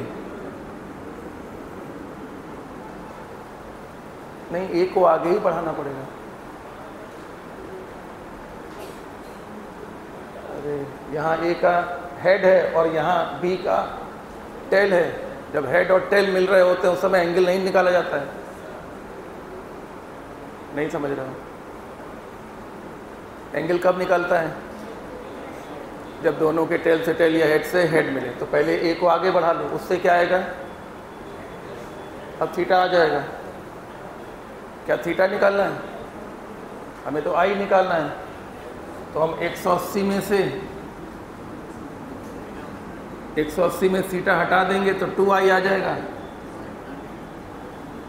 बोलो, 180 में से थीटा निकाल देंगे तो 2i आ जाएगा। आधा कर देंगे तो i आ जाएगा। लेकिन थीटा क्या ऐसे ही निकल आएगा? ए को आगे नहीं बढ़ाना पड़ेगा। ए को आगे बढ़ाने से थीटा आएगा। सही थीटा मतलब angle between a and b. आगे बढ़ा लीजिए और अब आप अपना फार्मूला लगाइए एंगल निकालने वाला। एंगल निकालने का इससे अच्छा कोई फार्मूला नहीं होता है। ए का मॉड बी का मॉड। ये फार्मूला कहाँ से आता है? ये फार्मूला डॉट प्रोडक्ट के सबसे पहले फार्मूले से आता है, जो होता है ए वेक्टर डॉट बी वेक्टर बराबर ए का मॉड बी का मॉड और उनके बीच के एंगल कोसाइन। एंगल निकालने का ये सबसे मोस्ट यूजफुल फार्मूला यही है। तो ए और बी का डॉट प्रोडक्ट करिए। 1/2 इंटू 1/2 कितना हो गया? 1/4। फिर i इंटू आई बोलो 1 √3 इंटू -√3 -3 बोलो i इंटू आई। चलो 1 इंटू 1 1 √3 इंटू -√3 -3। ए का mod 1/2 under root 1 square plus 3। B का मॉड बोलो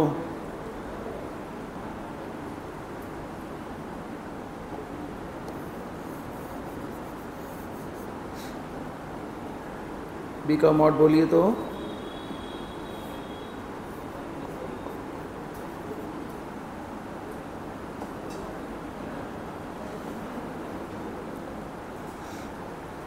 ये 3 समझ में आ गया।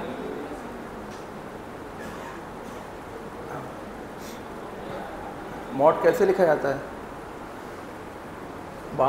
बाहर का नंबर बाहर रहेगा, फिर √x² प्लस y²। यहाँ बोलो, बाहर का नंबर बाहर, √x² प्लस y²।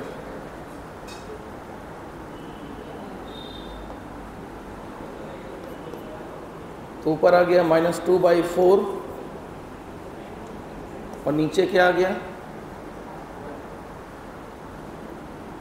ये √4 यानी कि 2/2, ये 1 हो गया, ये 1 हो गया, हटा दीजिए। ये कहाँ गए सब? ये -2/4 और नीचे सब खत्म, क्योंकि ये √4 मतलब 2/2 1, 2/2 1 खत्म। तो कितना आ गया? -1/2, यानी थीटा कितना हो गया? 120 डिग्री।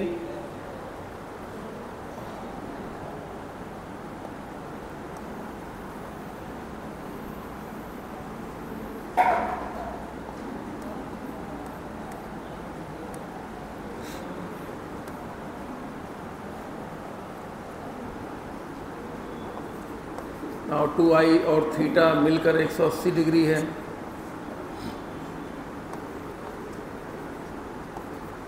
तो 2i plus 120 degree is equal to 180 degree. So 2i is equal to 60 degree. So i is equal to 30 degree.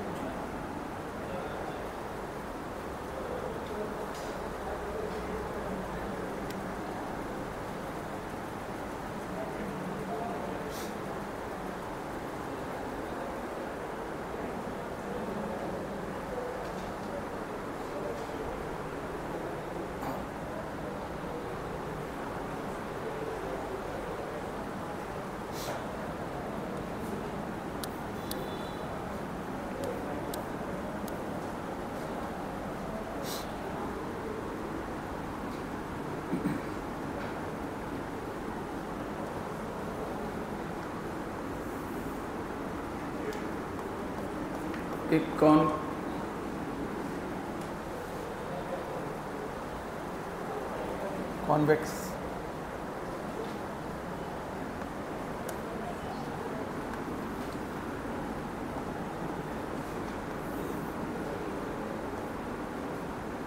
Convex mirror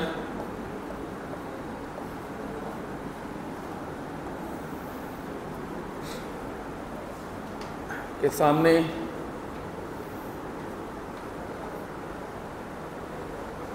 convex mirror के सामने 20 सेंटीमीटर पर एक ऑब्जेक्ट है।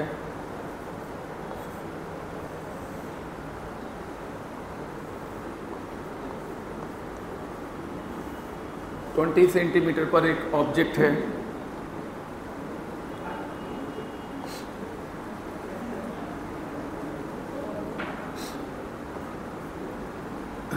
और इसी के सामने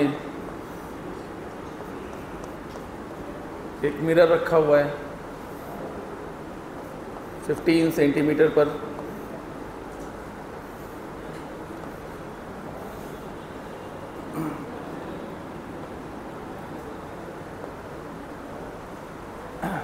दोनों की इमेजेस कॉन्साइड कर रही हैं, मतलब मिरर से जो इमेज बनेगी 15 आगे तो 15 पीछे, 15 15।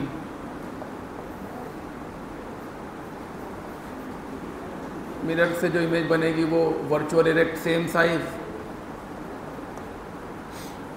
और कॉन्वेक्स से जो इमेज बनेगी वो वर्चुअल इरेक्ट डिमिनिश्ड।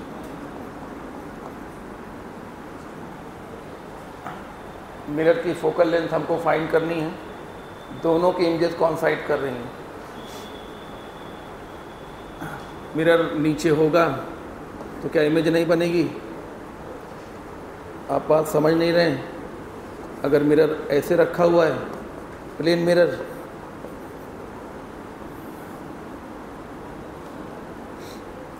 तो भी इमेज बनेगी। सेम दूरी पर, सेम साइज की। और अगर मिरर यहाँ से हटा के यहाँ रख दिया जाए तो भी इमेज वहीं बनेगी और सेम साइज़ की। मिरर की पोजीशन फ़र्क नहीं पड़ता।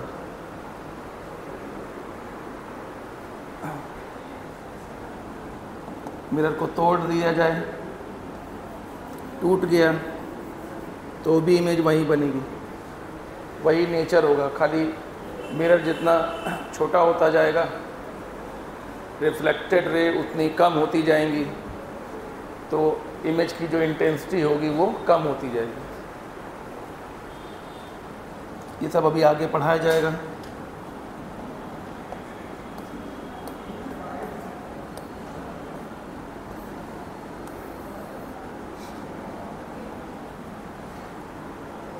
तो अगर दोनों की इमेजेस कॉन्साइड करती हैं तो कॉन्वेक्स मिरर की फोकल लेंथ बतानी है। पहले आप ये तय कर लीजिए कि ये 15 होगा तो ये 15 होगा। ये मिरर का अपना नेचर है कि जितनी दूरी पर ऑब्जेक्ट उतनी दूरी पर इमेज। अच्छा, ये 20 होगा और ये 15 होगा तो ये 4 होगा।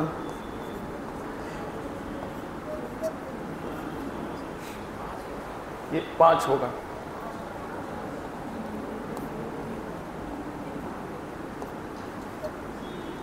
ये 20 और ये 15 तो ये 5 होगा। ये पूरा 15 और ये 5 तो ये 10 होगा।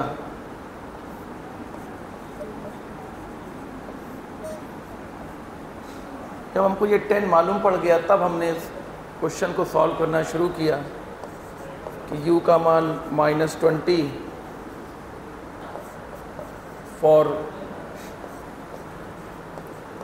For convex mirror. Convex mirror के लिए u का मान -20 और v का मान +10 सेंटीमीटर। जब हमको ये मालूम पड़ गया तो हमको सब मालूम पड़ गया।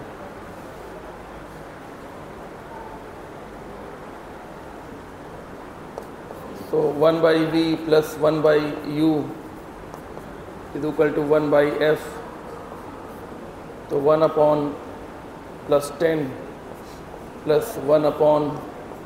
1/-20 = 1/f। बहुत ही बेसिक क्वेश्चन है।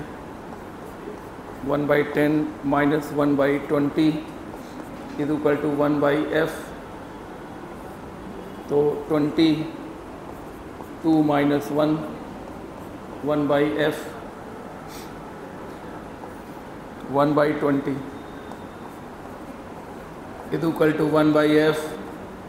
So f = +20 centimetre.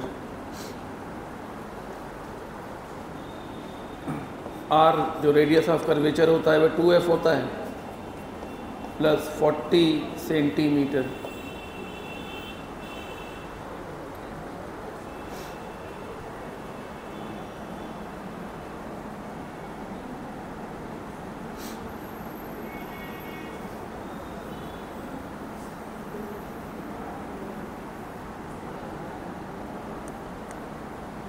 तो ये बहुत ही बेसिक क्वेश्चंस हैं सब।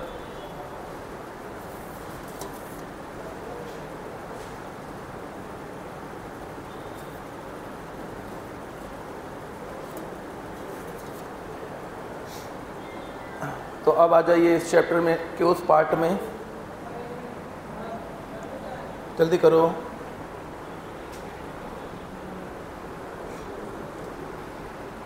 ये डायग्राम ठीक से ज़रा बनाइए तभी क्लियर होगा। थोड़ा बड़ा बनाइए तो जगह मिले आपको।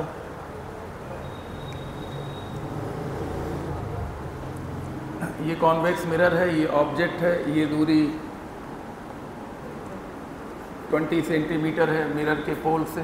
देखिए एक प्लेन मिरर रखा हुआ है 15 पे, और इससे जो इमेज बन रही है वो इसकी इमेज जो इससे बन रही है, दोनों एक दूसरे के कॉन्साइड कर रहे हैं।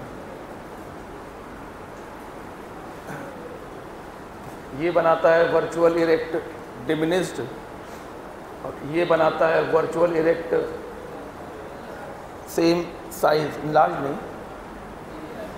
हाँ, ये इमेज कैसी बनाता है? Virtual erect same size. ये कैसी बनाता है? Virtual erect diminished. वो जो डायग्राम अभी आपने पढ़े हैं उनको आप कई बार देखिए, उनका बड़ा महत्व है। वो लगता है उस समय कि ये बड़ा बोरिंग सा है कि यहाँ बनेगी वहाँ बनेगी, पर एक्चुअली ऑप्टिक्स में उस आर्टिकल का जिसमें ये बताया जाता है कि कॉनकेव मिरर से इमेज कैसे और कहाँ बनती है, और कॉन्वेक्स से कैसे बनती है, कहाँ बनती है, इसका ऑप्टिक्स में अच्छे सवालों में बहुत महत्व है। ये सवाल तो खैर कुछ है ही नहीं, छोटे छोटे सवाल हैं।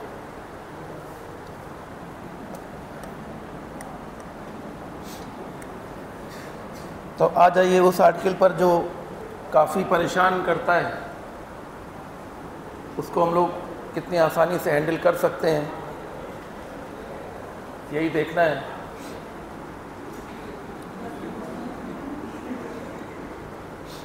यानी कि हम लोग पढ़ने जा रहे हैं लॉन्गिट्यूडिनल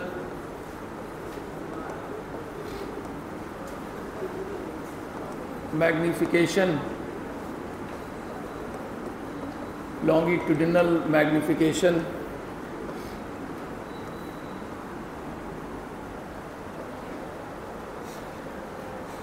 जिसको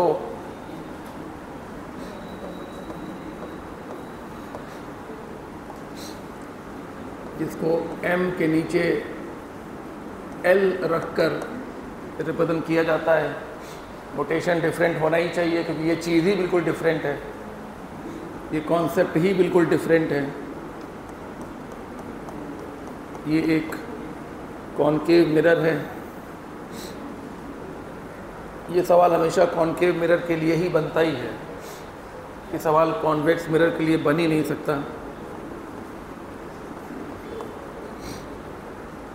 वो क्यों नहीं बन सकता वो तुम समझ जाओगे अपने आप। खैर,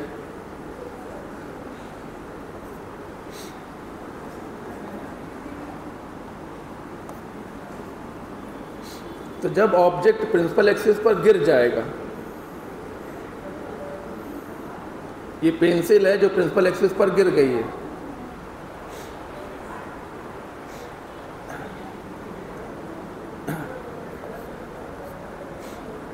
तो देखिए ऑब्जेक्ट का ये पार्ट अंदर चला गया है, तो इसकी इमेज कहाँ बनेगी? सी के, हाँ नहीं, ऑब्जेक्ट सी के अंदर तो इमेज सी के बाहर। ऑब्जेक्ट सी के अंदर, ये लाइनें हमने जानबूझ के बनाई हैं, हालांकि पढ़ना हमको इसको है, हमें इसको पढ़ना नहीं है, ये हम पढ़ चुके हैं। इसकी स्टडी हम लोग कर चुके हैं, हमें स्टडी करनी है इसकी, लेकिन इसकी स्टडी करने के लिए हम इनकी मदद थोड़ी सी ले रहे हैं। ये देखो, ये भैया कोई फ्रेम है जिसमें हमने 4 ये लकड़ी लगा दी हैं, वुडन या लोहे की लकड़ियाँ, ये है, या निशान बने हुए हैं, पेंट से निशान बने हैं। तो ये निशान सी के अंदर, तो इसकी इमेज सी के बाहर, ये और अंदर तो इमेज और बाहर। ये निशान और अंदर तो इसकी इमेज और बाहर, और ये आखिरी निशान और अंदर तो इसकी इमेज और बाहर, साथ ही साथ बड़ी होती जाती है। जैसे जैसे ऑब्जेक्ट सी से एफ की तरफ बढ़ता है, इमेज सी से इनफाइनाइट की ओर बढ़ती है अपने साइज को बढ़ाते हुए। तो इस ऑब्जेक्ट की कुछ ऐसी इमेज बन के आएगी। ये ऑब्जेक्ट है और ये इसकी इमेज है।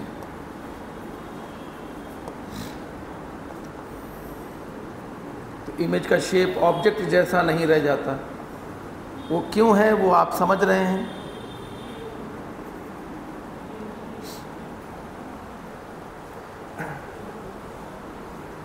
तो लॉन्गिट्यूडिनल मैग्निफिकेशन निकालने का तरीका होता है, माइनस साइन के साथ लिखेंगे length of image length of image upon length of object. Concept बहुत सीधा साधा है, छोटा सा कॉन्सेप्ट है, पहले पूरी बात सुन लीजिए। तो इमेज की लंबाई निकालने के लिए u1 को देखकर v1 निकालोगे। हाँ, u1 को देखोगे, इसको u1 को देखकर v1 निकालोगे और हाँ, इस किनारे से u2 तय करोगे। अरे भाई, इस किनारे से u1 तय करोगे, इस किनारे से u2 तय। ऑब्जेक्ट एक्सटेंडेड है ना, ऐसे गिर गया ना, तो 2 u हो गए। ये पेन खड़ा हुआ था तो समझ में नहीं आ रहा अभी। ये पेन खड़ा हुआ था तो 1 u था, क्योंकि इसमें कोई मोटाई नहीं है, और गिर गया तो ये सिरा पोल के पास आ गया। जब तक ये पेन खड़ा हुआ है 1 u है, और गिर गया तो 1 u1 और 1 u2। सारी दूरियां पोल से नापी जाएंगी, u1 u2। तो u1 से v1 निकालोगे, u2 से v2 निकालोगे। जब फाइंड करोगे v1 भी निगेटिव आएगा, v2 भी निगेटिव आएगा। अरे वो तो ऑप्टिक्स का नियम है भैया, पोल से नापी जाएंगी दूरियां, निगेटिव ही आएंगी। दी होती तो निगेटिव लेते और निकालनी होंगी तो निगेटिव आएंगी। जब v1 v2 निकाल लोगे तो लेंथ ऑफ इमेज निकल आएगा। कैसे? v2 के मॉड से v1 के मॉड को घटा दोगे। जैसे कि इसको हम सॉल्व करेंगे तो मान लो कि -20 आएगा, इसको सॉल्व करेंगे तो माइनस का 50 आएगा, मान लो ऐसे ही। तो क्या करना है, v2 का मॉड बोलो 50 और v1 का मॉड बोलो 20। आपको क्या करना है बताओ? 30। यहाँ आपको 30 रख देना है। और ऑब्जेक्ट की लंबाई दी होगी, ऑब्जेक्ट की लंबाई नहीं दी होगी तो हम u1 u2 कैसे डिसाइड करेंगे? तो u1 u2 डिसाइड नहीं होंगे तो v1 v2 निकल ही नहीं पाएंगे। तो जब ये काम नहीं हो पाएगा तो ये भी निकल नहीं पाएगा।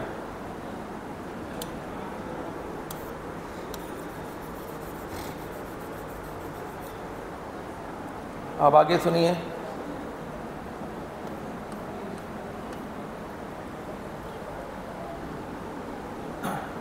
दो प्रकार के सवाल होंगे, इस आर्टिकल के सवाल 2 प्रकार के होंगे, 2 प्रकार के होंगे। इफ ऑब्जेक्ट इज शॉर्ट,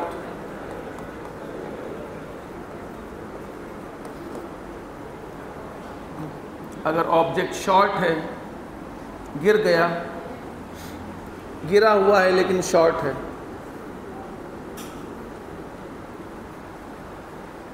नहीं ऑब्जेक्ट गिर गया लेकिन है वो शॉर्ट, छोटा ऑब्जेक्ट है। तो छोटा ऑब्जेक्ट अगर गिर जाएगा तो u1 और u2 में ज़्यादा फर्क नहीं होगा। तो ऐसे सवालों में केवल 1 u ले लोगे,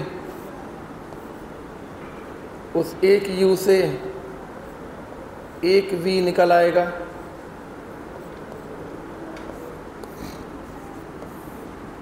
एक u से 1 v निकल आएगा। फिर ट्रांसवर्स मैग्नीफिकेशन निकाल लोगे, u से v निकालोगे, 2 u नहीं होंगे, 1 u रहेगा क्योंकि छोटा सा है। तो u1 u2 में अंतर ज़्यादा नहीं होगा। जब u1 u2 में अंतर नहीं होगा तो 1 ही u होगा।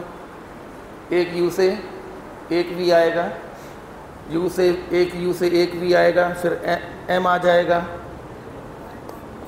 और नाउ शॉर्ट ऑब्जेक्ट के लिए लॉन्गिट्यूडनल मैग्नीफिकेशन बराबर ट्रांसवर्स मैग्नीफिकेशन का स्क्वायर हो गया। अगर ऑब्जेक्ट छोटा होगा, गिर गया, तो कितने u होंगे? 2 की 1 छोटा ऑब्जेक्ट गिर गया, छोटा ऑब्जेक्ट गिर गया, एक यू होगा, एक यू से एक वी आएगा, उससे क्या आएगा, ट्रांसवर्स मैग्नीफिकेशन आएगा, उसका स्क्वायर कर दोगे तो लॉन्गिट्यूडनल मैग्नीफिकेशन आ जाएगा। ठीक है,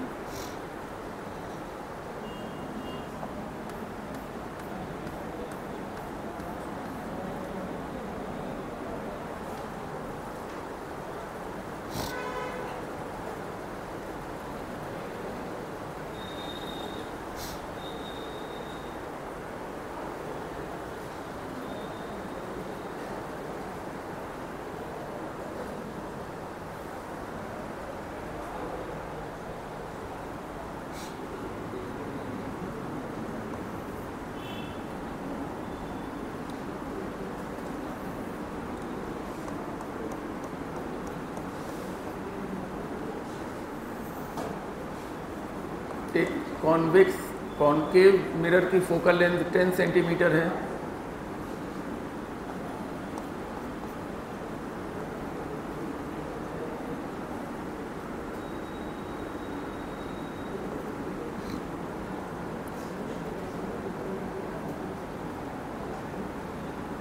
और इसमें एक 5 सेंटीमीटर लंबा एक ऑब्जेक्ट गिर गया। जब गिर गया तो बताया जा रहा है कि ये दूरी 20 सेंटीमीटर है। हाँ, पोल से दूरी लेंगे यहाँ तक लेंगे, यहाँ तक नहीं, यहाँ तक नहीं, यहाँ तक लेंगे, यहाँ तक पूरा ये। और इसकी जो लंबाई है वो 5 सेंटीमीटर है। तो हमें लॉन्गिट्यूडनल मैग्नीफिकेशन पता करना है।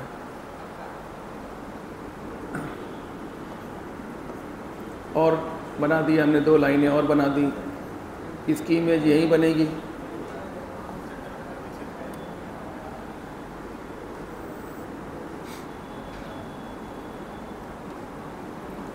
इसकी इमेज यही बनेगी और जो अंदर लाइनें बनी उनकी इमेज बाहर भागेंगी।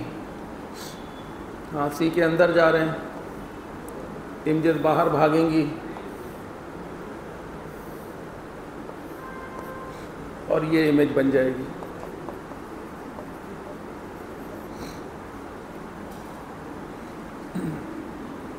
ठीक है ना?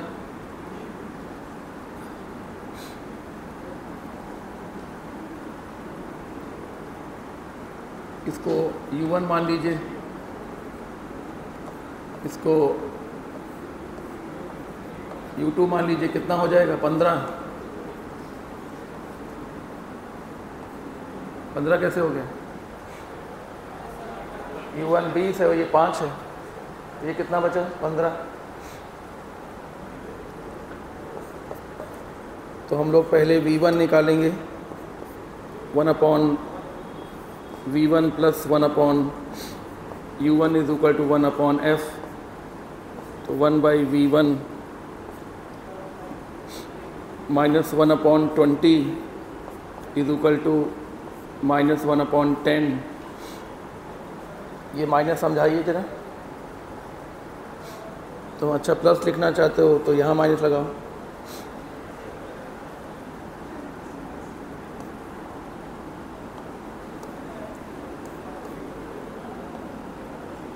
यानी कि 1/V1 - 1/20 = -1/10। तो 1/V1 = 1/20 प्लस में और -1/10।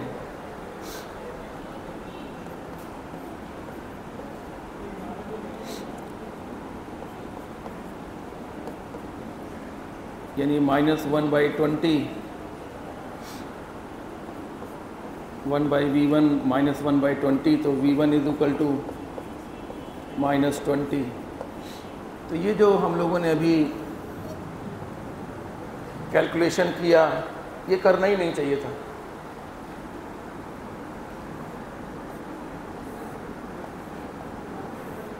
वो कैलकुलेशन हम लोगों ने किया ज़रूर,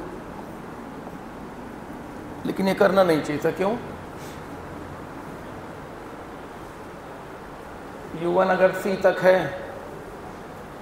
तो v1 भी c तक ही होगा। क्यों? क्योंकि c की इमेज c पे बनती है, तो अगर u1 c तक आ रहा है तो v1 भी c तक आएगा। और u2 कैलकुलेट करना चाहिए, सही बात है।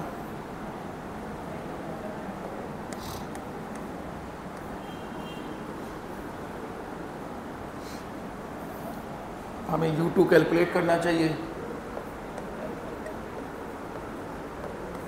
1/v2 plus 1/u2 is equal to 1/f। 1/v2 plus 1/ minus का 15 is equal to 1/-10। 1/v2 minus 1/15 is equal to minus 1/10. So 1/v2 is equal to 1/15 minus 1/10. So this is 30. 2 minus 3 मतलब minus 1/30, इसलिए v2 is equal to minus 30 centimetre. तो minus में आना ही था।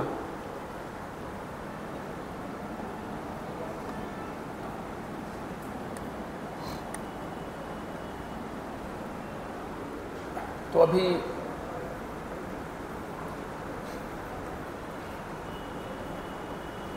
Length of image is equal to बड़ा वाला v।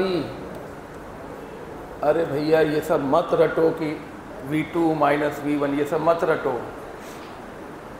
तुम 2v निकालो, 2u हैं, 2v निकालो बस, जल्दी जल्दी। 2u हैं तो 2v निकालो, और बड़े v से छोटे v मॉड टू मॉड घटा दो। 30 minus 20 10 centimetre. Now longitudinal magnification बराबर minus length of image upon length of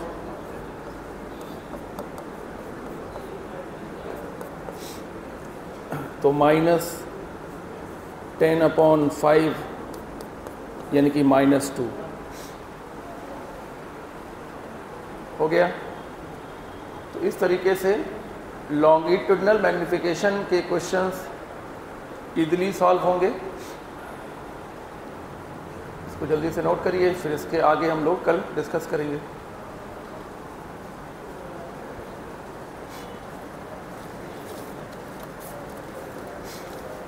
जिन लोगों का पहला लेक्चर छूट गया किसी भी वजह से, उसका वीडियो बनाया गया है, उसको आप देख लीजिए ज़रूर। पहले लेक्चर को देखने पर ही आगे का ज़्यादा रास्ता साफ होगा। उसको आप रोक रोक के 2 बार देख लीजिए, कैसे भी करके इसको देख लीजिए।